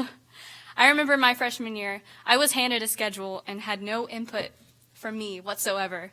But last year and this year, I've had multiple conversations with my guidance counselor about my goals and steps needed to achieve them. When we made schedules this year, guidance counselors were in the room to advise us again as we marked classes we thought would help best us achieve our goals.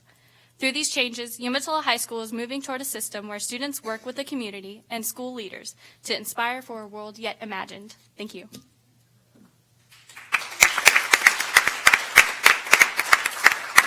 Thank you, Hannah, for your wonderful report about the things happening at Umatilla High School. We've seen so much significant shift in the way students have a voice in their learning and their educational system, and that's thanks to the entire Umatilla High School community, the parents, the students, the faculty, the staff, the guidance counselors, the business partners that are really working to make personalized learning a reality where students really have their individual needs addressed and their program customized so that they can all be successful and reach their goals. And thank you for highlighting that. You said that so succinctly, so thank you very much for being here tonight. Thank you. I've enjoyed watching Hannah grow up through the system, and she's been in science fair and a lot of other recognitions, so thank you very much for being here tonight. Next, we'd like to hear from Sharon Woolbright from Southlake High School, our School-Related Employee of the Year finalist. Good evening. I started working for Lake County Schools January 25th of 1990 in the Teachers as Advisors program as a TAP clerk at Groveland High School.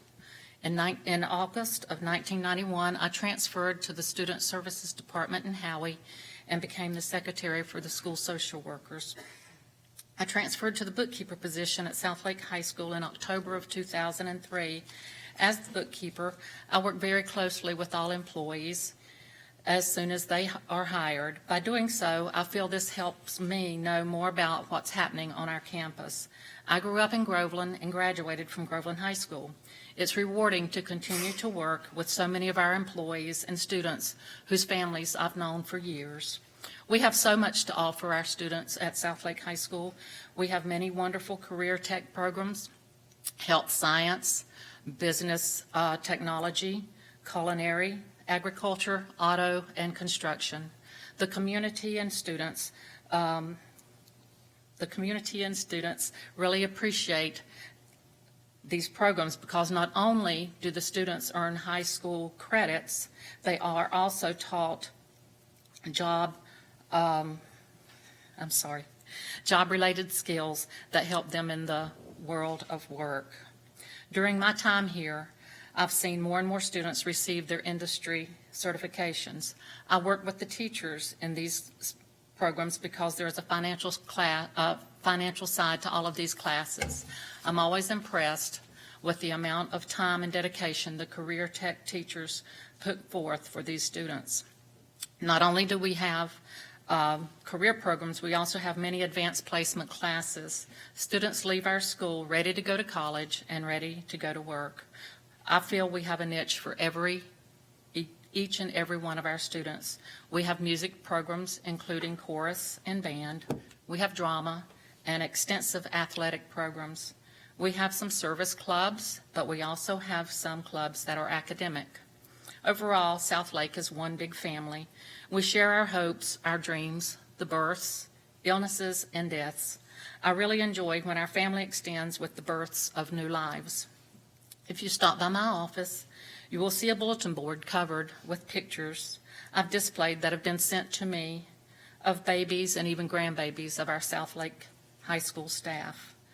If I were to choose what I think is the greatest asset we offer our students, I would say it's the personnel, from clerk to teacher, custodian to administrator, all ready and willing to spend time with a student and let that student know that someone really cares. Thank you.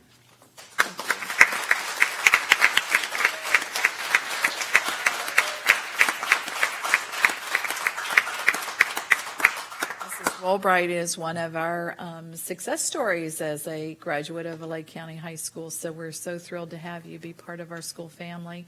And thank you for highlighting a lot of the wonderful programs at Southlake. And I know that all the staff members appreciate the hard work that you do, and it is so important to have someone like you being so diligent and passionate about your job, because they couldn't have those success stories and have the programs that they do without someone that is behind the scenes making sure they have all the materials and the resources available to do that. And Southlake High School has had a significant number of students that have passed industry certifications, and please know you have a part in that success story. So thank you very much for being here tonight.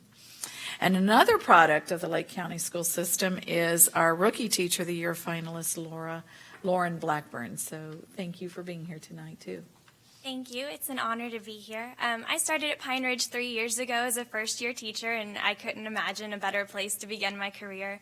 The faculty and staff there and the administration has just been so welcoming and wonderful, and have really helped me grow into the teacher I am today. So I'm excited to be able to share all the fun and great learning that's taking place at Pine Ridge. This year, one exciting thing we implemented was Bring Your Own Technology. So a little scary at first, but has become exciting through time. It's really allowed for more of the individualized learning to take place, where it's student-directed. They're able to grab that learning and just go with it wherever they feel and take it as far as they can. So it's been exciting as a teacher to watch that happening. And just seeing the different ways that it's been used throughout the school, across classrooms, watching and learning from other teachers and how they're implementing that. It's been great for the students and all of the teachers as well as we grab onto this and learn together. Through the Bring Your Own Technology, we've also had some great success with our PBLs, so our project-based learning. We've had some incredible PBLs this year. We started off our year during Freedom Week with a school-wide PBL where each grade level took a part of that, and we actually had a tour throughout the school where we were able to showcase all of the different PBLs to all of the students. So watching that take place was incredible, and it's one that will continue through the years. So for the students to be able to look forward to what they would be studying and investigating in the years to come, it was very interesting to see them and watch the excitement as they were doing that.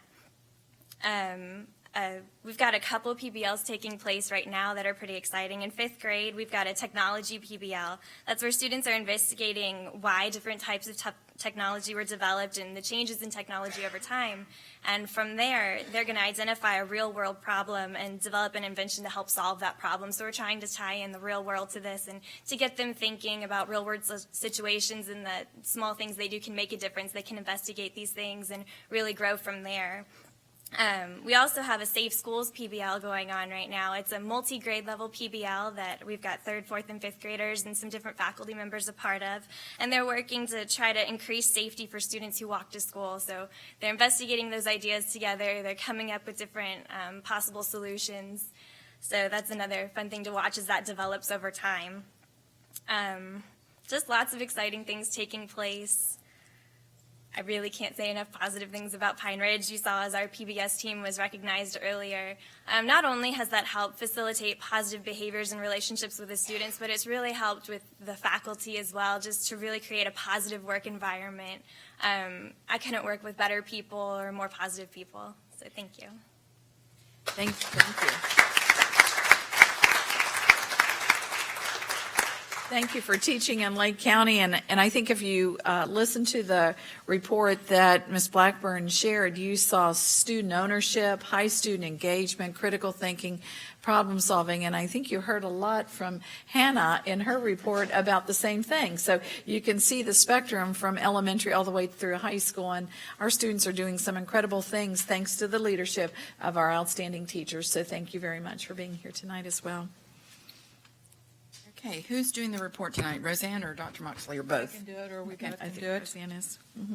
Well, today's Central Florida Public School Boards Coalition was supposed to focus on the legislative issues, the bills that were passed, and unfortunately, there were only 231 bills that were passed so far this session, which is the least amount in the past 18 years. The House and the Senate are reconvening on June 1st to work on the budget, and hopefully by June 20th, the state will have a budget and we will know what we have to work with. A couple things that were mentioned today, however, is AIR, which is the company that does our Florida State Standards testing. They are looking at moving Algebra 2 up 6 weeks and adding trigonometry and statistics. And so that is a concern of ours, to say 6 weeks earlier in the school year and adding 2 more to the Algebra 2. So that's one that we are looking at. The Florida High School sports is going to come back because there were some things in there, but there was nothing that was passed so far this session. They were also talking about that there are some bills that, because of the difference between the House and the Senate, which is a little over $1 billion difference between the two, that there are some bills that didn't pass because of one house or the other. We are looking at adding a minimum of 3 new school districts to our Central Florida Public School Boards Coalition. They are Pasco County, Sumter County, and Highlands County.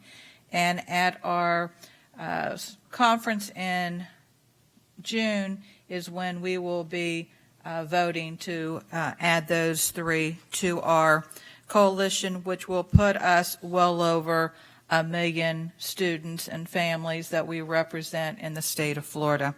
Another thing that the coalition is looking at, as you know, annually we have to go through 4 hours of ethics training, and we are looking at the Central Florida School Boards Coalition hosting that on November 9th in Orlando. So we will have more information to follow, but one of the things that we're trying to figure out is how many of our school boards in the coalition would come to Orlando for 4 hours worth of training, which does get it out of the way because not everybody can make it to the winter conference in December in Tampa.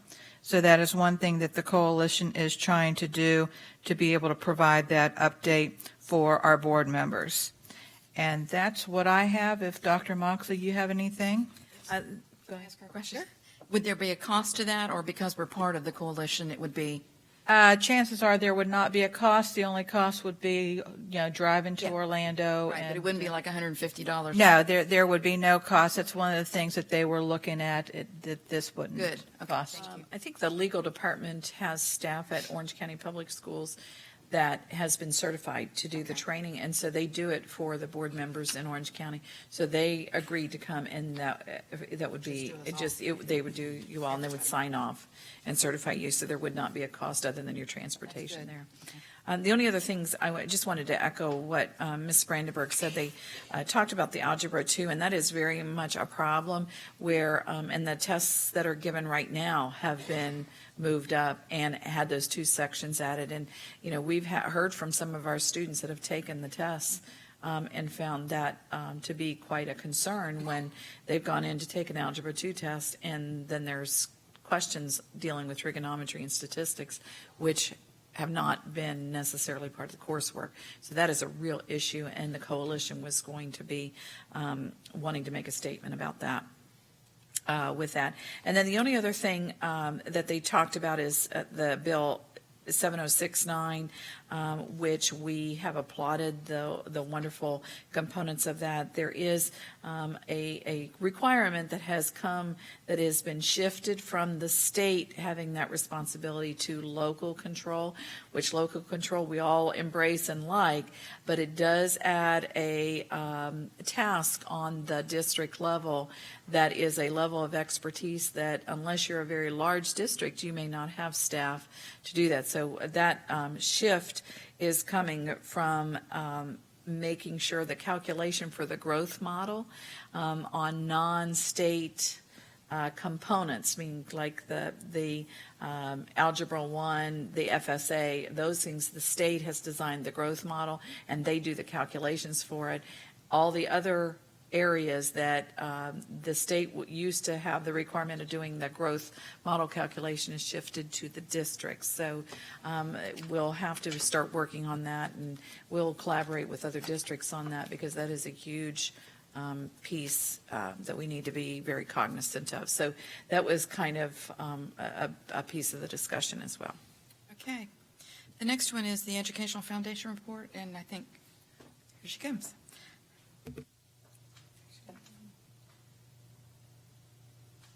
Chairman, Board, Superintendent. Since my report in April, we have had 5 major events in the foundation. At Night of Stars, Lillian Lopez was named our Employee of the Year, and Marjorie White was named our Volunteer of the Year. And the applications have been submitted to the state, so if eligible, they can compete at the next level. We also had our Top Scholar Luncheon, where we recognized 84 students. We had our contract signing where we brought in 71 students into our Take Stock program. And we had the graduation breakfast where we recognized 25 students that were graduating this year. Kentucky Derby was attended by about 140 people, and we got news today that the owner of the ranch, Mr. Mark Miller, is going to double our net profit. So that was very exciting news. And then we are also working on retirement dinner, which will be June the 3rd at Lake Sumter. 730 teachers have visited our Apple Mart stores for a total distribution of $54,750. And we're also in the process of kicking off July as Red for Ed, which is our countywide supply and food collection, which will culminate on the 31st of July at Wooten Park with an old-fashioned weigh-in. The dancers are meeting regularly for Stepping Out. Matter of fact, they're meeting right now. And Stepping Out again is a 2-night event, the 24th and the 25th, with identical performances because we sell the event out every year. The strategic planning for the foundation was held the 29th of April. It was an all-day event, and we brought in Stacy Berger for the consortium to lead the planning session, and she's in the process of capturing all of the components of the day and providing a document which staff will be looking at in the 21st of May. The 22nd, we'll be holding a seminar, or a webinar actually, with Harwood Institute, who is the component of the community engagement that we've been pursuing. And our Finance Committee is meeting on the 18th of May to work on the budget.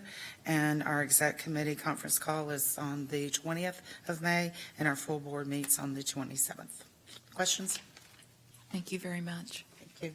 I'm Thank off you to for see waiting. Dancing with the Stars. All right, we have Mr. Johnson? Nothing. No unfinished business, so new business. At this time, I'd like to recommend approval of the consent agenda, items 8.01 through 8.14, 9.01 through 9.06, 10.01 through 10.15, with 9.07 being pulled for separate discussion. You've heard the superintendent's recommendation. Is there a motion? So moved. Is there a second? Second. All in favor? Aye. Okay, we go to 9.07. I wanted to just ask a clarifying question.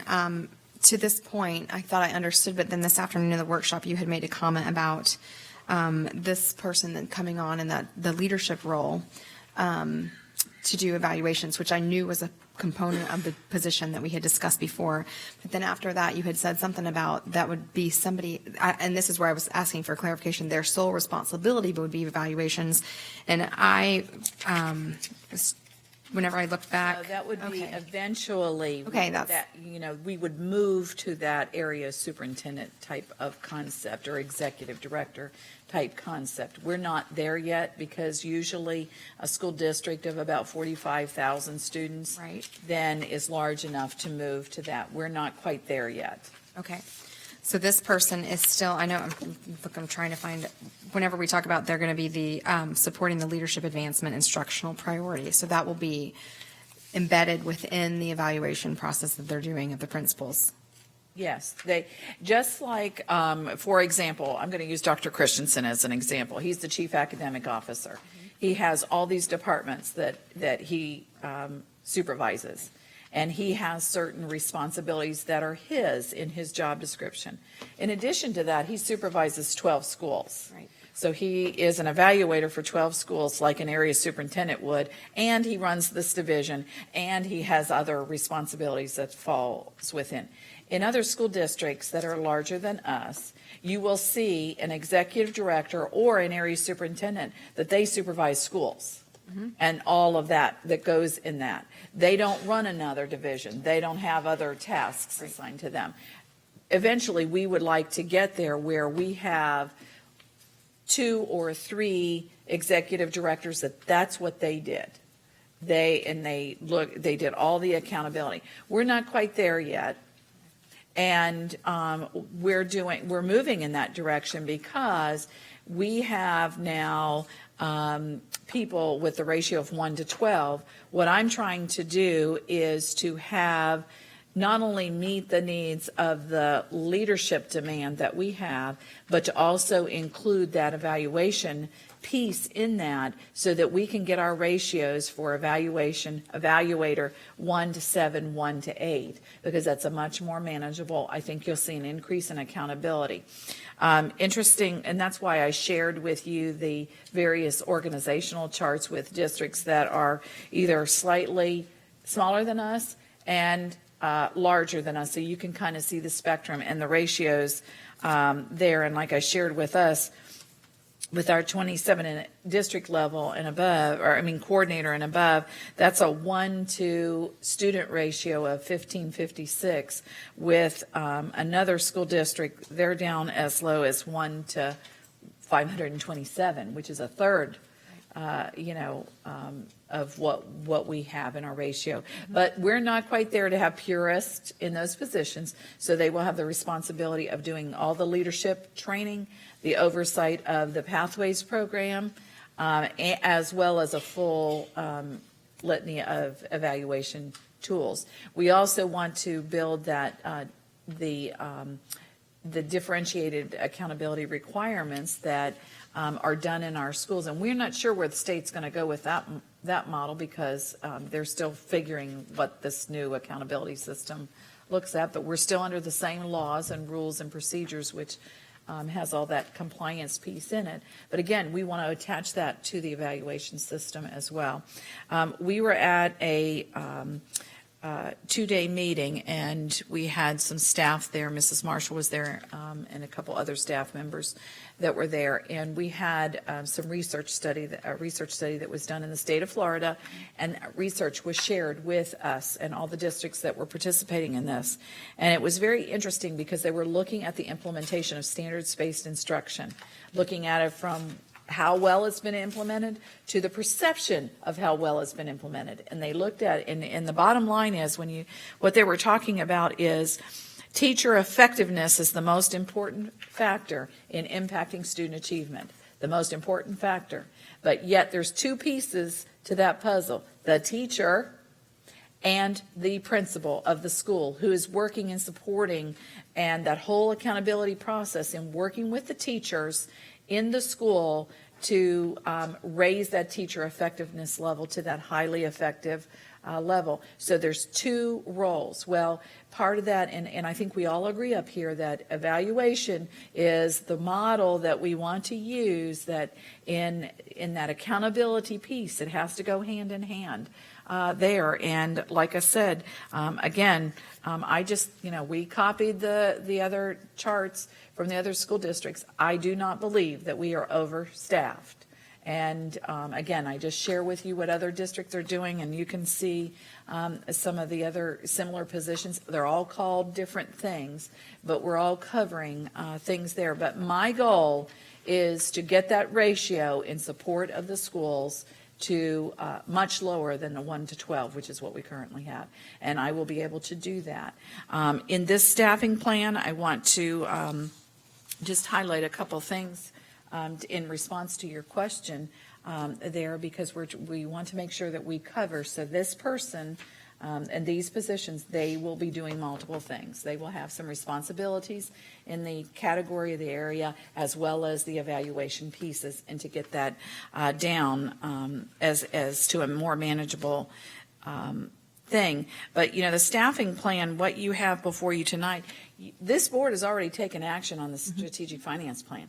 I mean, those work plans, that plan, that was approved, 2-3 weeks ago with it. So we're codifying that on the staffing plan. The other part that you haven't taken action on are those new positions.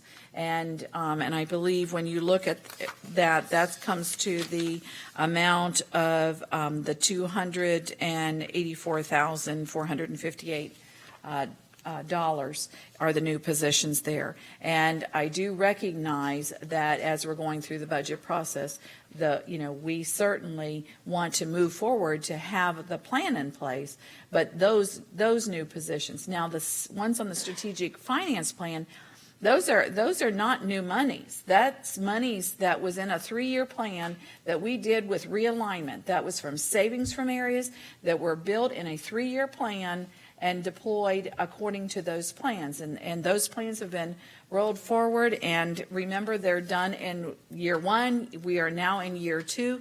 Year 1, we did the positions of adding the Florida Standards teachers. We added the accelerated resource teachers. We added 12 or 14 TAs directly as a push into the classroom setting, and those have all gone out to the schools. And so that was all done last year. And we deferred the leadership piece another year. And so that has been built in. So that's been very transparent. The only thing that we did not include in the work plan was the evaluation piece. But we knew that had to be part of it. But the work group did that. As far as other initiatives, the strategic finance plan was only to look at innovation and things through cost savings measures that we could move innovation forward. That never was to be in place of this district's responsibility or this school administration's responsibility in addressing the needs of all our students. And I'll call your attention to the KPIs. We have those 10 KPIs. And one of them is, I think, Mr. Dodd, the one that you've brought up about the early learning and the emphasis on early learning. There's graduation rate in there. There is the reading. There's the math. There are the industry certifications. There's the advanced placement and college readiness. All of those KPIs, those are metrics. They have action plans that are being developed to support on how to move those forwards as we monitor those metrics and set those targets. Those KPIs are this district's metric measurements for those key gatekeepers. So while the strategic finance plan may have very specific innovation things in it, it doesn't substitute for those KPIs, which are the accountability pieces to it. So I hope that answers your question. That and more, I'm sure. Yeah. And then this position is going to train 2 people with a national leadership.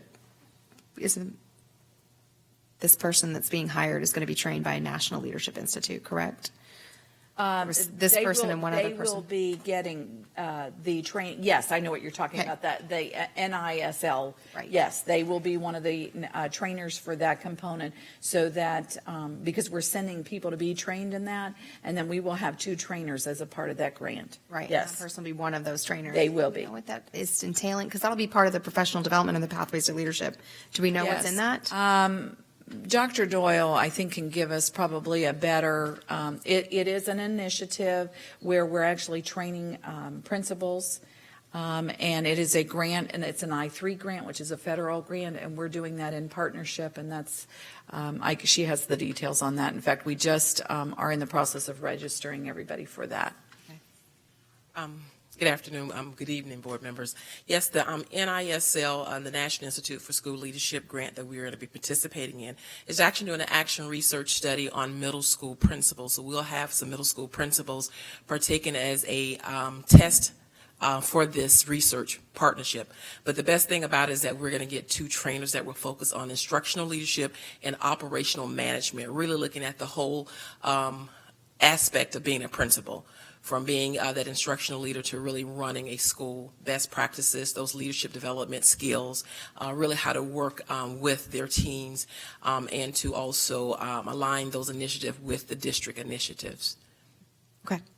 It's kind of interesting because the last week, the 2 days, and this supports this particular initiative and several of the others, but Michael Toth was the researcher for LSI, which is the Marzano group, and when they were going through the research studies that they had done, and they were giving a component on this, he said that from their research in implementing with turnaround and moving schools forward, they have not seen any school move forward with full implementation of a standards-based instruction and curriculum without principal leaders being in the being very well versed in supporting teachers to move this new work forward.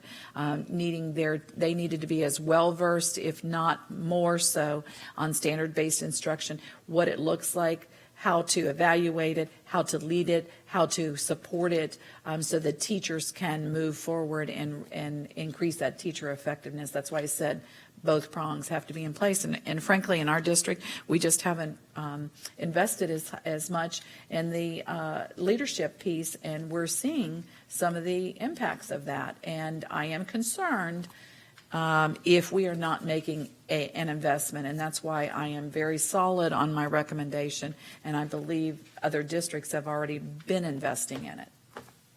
Thank you. I appreciate it. I think for it's your questions. I think it's a worthy investment as well. I think it could be very, very beneficial for the district if it's implemented correctly. So you're staging us for that. Mark, you had some questions? I do have some questions. At our workshop, you had alluded to potentially there being a kind of a series of options in front of us, the bare minimum of things that don't add any dollars or position reporting changes, and then maybe there's an option B that does all that plus a little something, and maybe. Well, I had talked about the second option would be that because of the budgeting process, new positions that were being proposed out of new monies, that we could that approve those to put them in the plan, but that I would hold those and not hire and release those to be advertised and hired until we had been through the budget process. And so that's Plan B with it. We had talked about, I know that some of the new positions that might have been in the strategic finance plan, whether those would be held or not, and to go back and consider that. I am very solid in my recommendation. Those I need to move forward. They impact schools, and they impact schools over summer planning and summer support. And with a lot of the summer training that we have, we just had a major math training with great success that was done for administrators. So what I would be proposing is that new, and you have a sheet that outlines which positions are no cost and cost neutral, which ones are title changes. Those need to move forward. There's no reason not to move those forward. There are positions that are in the strategic finance plan that have already been approved. They need to move forward because of the implications. There's one that was built through the work plans with personalized learning. And we have grants that have been moved forward, and some of that was part of the plan as we were supporting that work from our district contribution to the grant contribution. I do not want to hinder that work. We have schools that have been piloting that for the past year, and we're ready to roll the next wave of that out, and we need that support for that. And those monies for those positions are through those realignments, so we're not talking about new monies coming out of the budget. What we are talking about in this staffing plan are the new positions. I believe there are 4 program specialists that are highlighted there. There is the athletic director that is increased to a full-time. There is a building automation technician that is being added. There is a food service.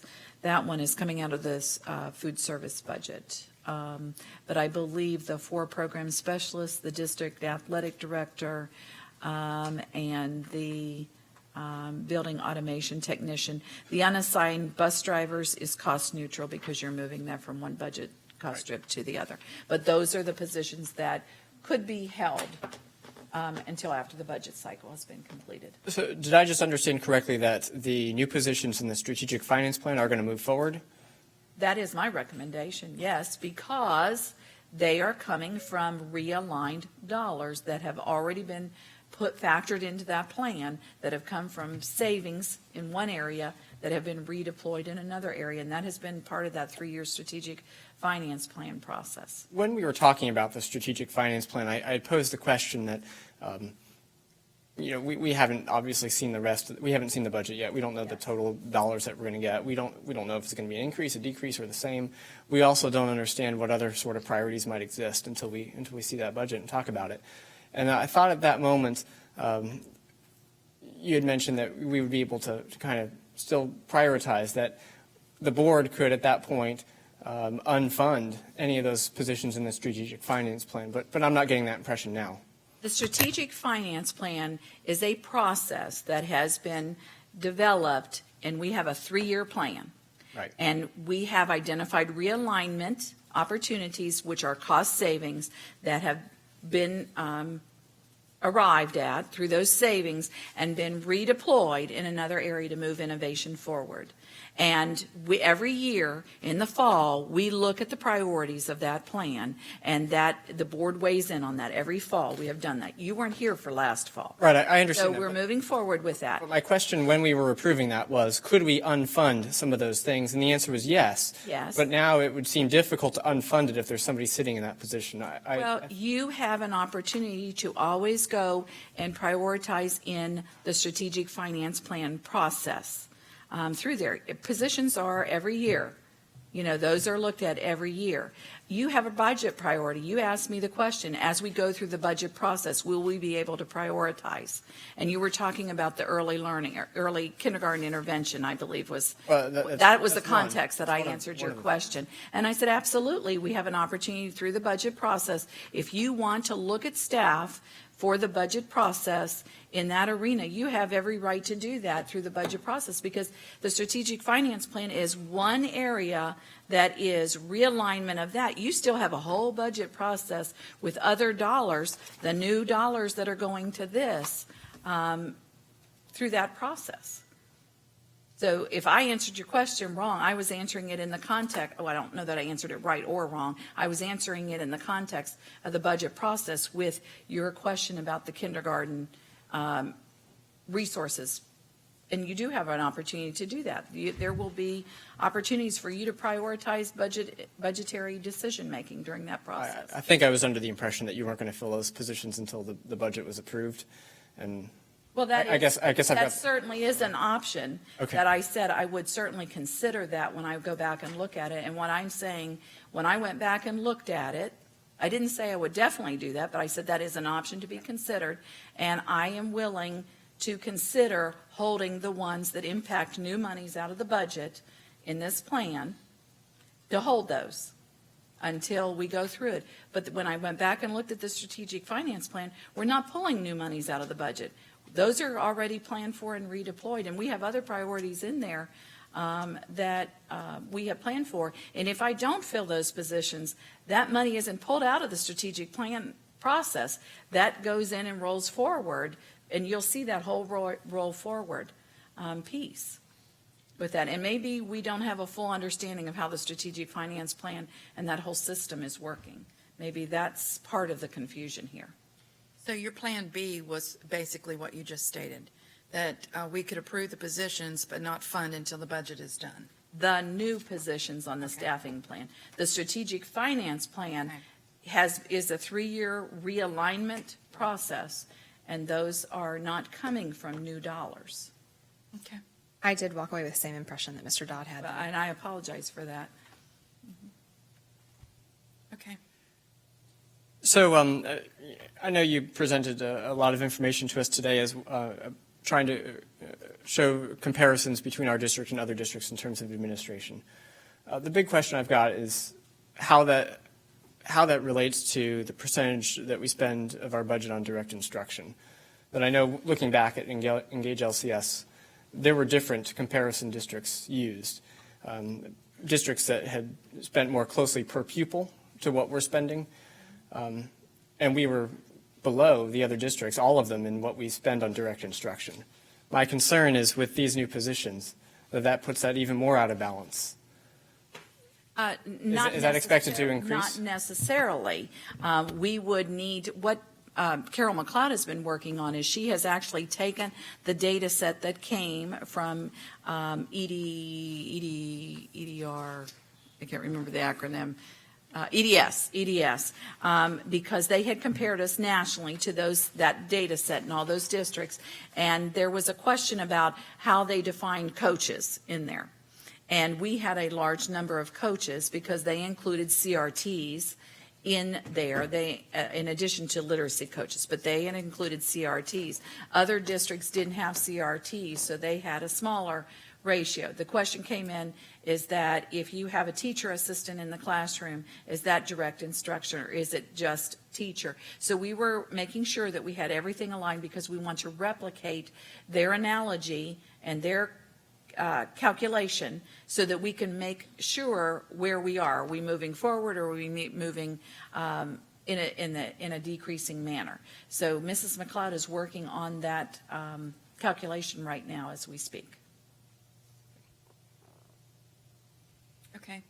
I think we've answered all the questions that we can answer. What is your recommendation, Dr. My recommendation is to approve the district staffing plan as presented. Okay, you've heard the superintendent's recommendation. Is there a motion? So moved. Is there a second? Second. Any more discussion? That includes the hiring of the program specialists, the new positions as well. Is that correct? Yes. Okay. Okay. All in favor? Aye. All opposed? Nay. Thank you very much. At 8:30, we'll have to take a break. Do you think we can get through 11.01 and We should be able to- comments? Okay. We're moving, David. 11.01. Yes, this is an interlocal agreement regarding the distribution of local government infrastructure surtax. Mr. Johnson. Fast. There it is. I recommend approval Looks of good. the interlocal agreement regarding distribution of local government infrastructure surtax. You've heard the superintendent's recommendation. Is there a motion? So moved. Is there a second? Second. All in It's the favor? same one that was at the workshop. I understand. All in favor? Aye. Thank you very much. Superintendent report. Yes, we have master board training on Monday, May 18th. That is at Dr. Gingris's office. That starts at 9 o'clock. Board members, we do have a request for a student evidentiary hearing. That would be the first opportunity we would be able to have that. I would like to request a special meeting at 2 o'clock at the district office in the boardroom for the purposes of that student evidentiary hearing, and as well as one personnel transaction. At that point in time, I would like to bring forth the appointee of the principalship of Leesburg High School specifically, and so I'd like to get that done and get that moving so we can make that public announcement. We will have a meet and greet on next Wednesday with the Leesburg High School faculty and community at the school to introduce the new principal. We've processed and identified and selected a candidate, so I'd like to bring that forth. For that, there was a request or a comment made about the covered work areas for our mechanics in the transportation area. I want you to know that we have identified a covered type of structure we've secured quotes for those materials, and we will be hand walking through those purchase orders to get that done here so that those are provided for those employees. I want to acknowledge that Will Davis will resume the interim Chief of Operations. Thank you, Mr. Davis. Graduation is May 29th.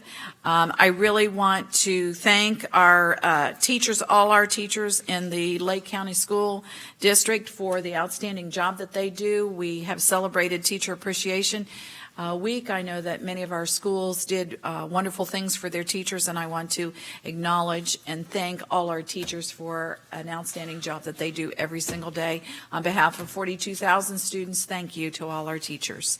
That's my report. Okay. Letters of condolence. Letters of condolence went to Patricia Butcher, mother of Mike Butcher, South Lake Executive, United Southern Bank in Claremont, to the families of T.H. Poole Sr., and we want to remember Mrs. Stivender and her mother, Mrs. Vaughn, for the passing of Leo Vaughn, Debbie's stepfather. Thank you. Okay, we're going to hurry. We've got 6 minutes. I can talk fast. Okay, I know you can. I just wanted to tell Mrs. Hobart that I do wish her just the best in her retirement, that it was a pleasure. The time that I got to work with you, you are meticulous, you are a perfectionist, and you have served this district and made it better. So I appreciate your service and just wish you the best, and we are very sorry to lose you. I also wanted to say that I got the opportunity to attend some of the math training that happened for leadership, and Dr. Dixon is phenomenal. She challenged our leaders. I feel like it was really a step in the right direction. I've only heard positive feedback from the principals, and that kind of leads in, the principal development role that we've been talking about. I really think this position could really intimately touch schools and start to get in and help them individually. I related to what Hannah said, our student representative, how their guidance counselors were working with UHS to train them so they can identify and customize their own learning path. And I see that vision for each one of our schools as well, because they're all so unique and individual. And I just feel like the principal is such an integral role in that. And developing our APs is crucial at this point in our instructional leadership. So I have on here the cover for transportation. Can we workshop that? So good job. That was like a check off on my list. Thank you. Already been taken care of. Mr. Dodd. Yeah, in regards to the vote that we just made for all these positions, it's not that I'm opposed to all of the new items in there. It's that without the context of seeing the full budget, it makes it very difficult to support anything new without understanding where the cut will be made, because ultimately every dollar here I've said is a dollar from the classroom. In the context of the strategic finance plan, we had that context. We knew where the dollars were coming from to pay for those positions, but I don't have that on this, and that made it difficult to support. But in terms of that strategic finance plan, hearing the remarks tonight that really it doesn't seem to be so easy to unfund any of those things for next year, but rather moving forward, I would have never cast a vote in favor of that plan. Understanding the implications of how many items we have in our budget that are probably pretty pricey to meet, whether it's our district to comply with the class size amendment. I know that would be costly for us to do, but it's something we should do, or restore courtesy busing, or whether it's exploration of an IB program, or whether it's trying to put more hands in the classroom. I feel like there is a potential for any of those things to be sacrificed because of all of these positions. Additionally, I look back at that Engage LCS report and notice the comparisons that our district has made to other districts with a similar per pupil spending. And I see that we are heavy in our percentage of spending of our budget on leadership, in operations and maintenance, that we are lower than those other districts in terms of direct instruction. I feel like the priorities are in the wrong spot if that is the trend that we're going to continue in. So I hope that moving forward in the budget process, we can try to develop initiatives in there that are supportive of our efforts to provide more hands on deck for the teachers, to people who are actually going to be working with students. You know, as I thought about this from the professional development side of things, and once again, that was another area where we were heavier compared to the other districts. I think as a teacher, there were so many people who were there to tell me how I should be doing the job, whether it's a literacy coach or maybe it's a curriculum resource teacher or acceleration resource teachers, math coaches, science coaches, Florida standards teachers. The list goes on and on and on and on of all these, and program specialists. And as a teacher, I needed the hands on deck to work with the students, and I haven't seen any of that yet. And so that's what makes it difficult to support this going forward. And maybe all that's coming, but it's just so difficult to support. So I hope it's coming. Thank you very much. Roseanne? Got 2 minutes. We held the Job Readiness Program last Tuesday and Wednesday at Leesburg High School, and we had Pat Burke, former Orlando Magic player who runs hoops for children here in Tavares. He was the guest speaker, and how he motivated. The second day, Mr. Miller had the ladies basketball team, the men's basketball team, and the coaches there to hear the message that Pat Burke shared with them. On the second day, we had a career fair in the gym. I would like to thank the 31 companies that were there to talk to the students about what it takes in order to go into some of these professions, and I think that was very helpful. The Business Opportunity Center provided pizza, so they were able to have lunch and visit with the various businesses in Leesburg and around Lake County. I attended the Treadway Talent Show and had an opportunity to welcome. It was standing room only, and the students did a phenomenal job. I attended Law Day. Lake County had Law Day, and where they recognized some of our students and also awarded a scholarship to one of our students from Leesburg High School who was honored here tonight. I would like to say congratulations to all of our students. That was just amazing to see their many, many accomplishments. And congratulations to all of our teachers and our support staff who play a vital role each and every day. And Ms. Hobart, you are going to be impossible to replace. We thank you for all that you've done for this school district. Thank you. I've had an opportunity to work with you with Race to the Top and some of the other initiatives. And $59 million to this school district in 13 years is remarkable. So thank you. Ditto. Okay. Ditto. Get it. Okay, the only thing I have is I need to reaffirm with you, because I'll be sending a letter to Chairman Connor, but back when Ms. Fisher was here, she was the CFAC committee person. Roseanne was the, well, we went back and checked all that stuff, and they don't have a copy of something. But anyway, the board confirmed that, yeah, because we told them, but I had to say it here at the meeting. Okay. Roseanne is our liaison to the CFAC. Make it short and sweet. And there will be a... They told us we didn't need an alternate. Okay, perfect. Keep going. Okay. And there will be a career fair for Mount Dora Middle School. They're doing the same type thing. And Tom Mock will be one of the career people there, telling them about doing audits. I want to see how fascinating that is. And that's next week.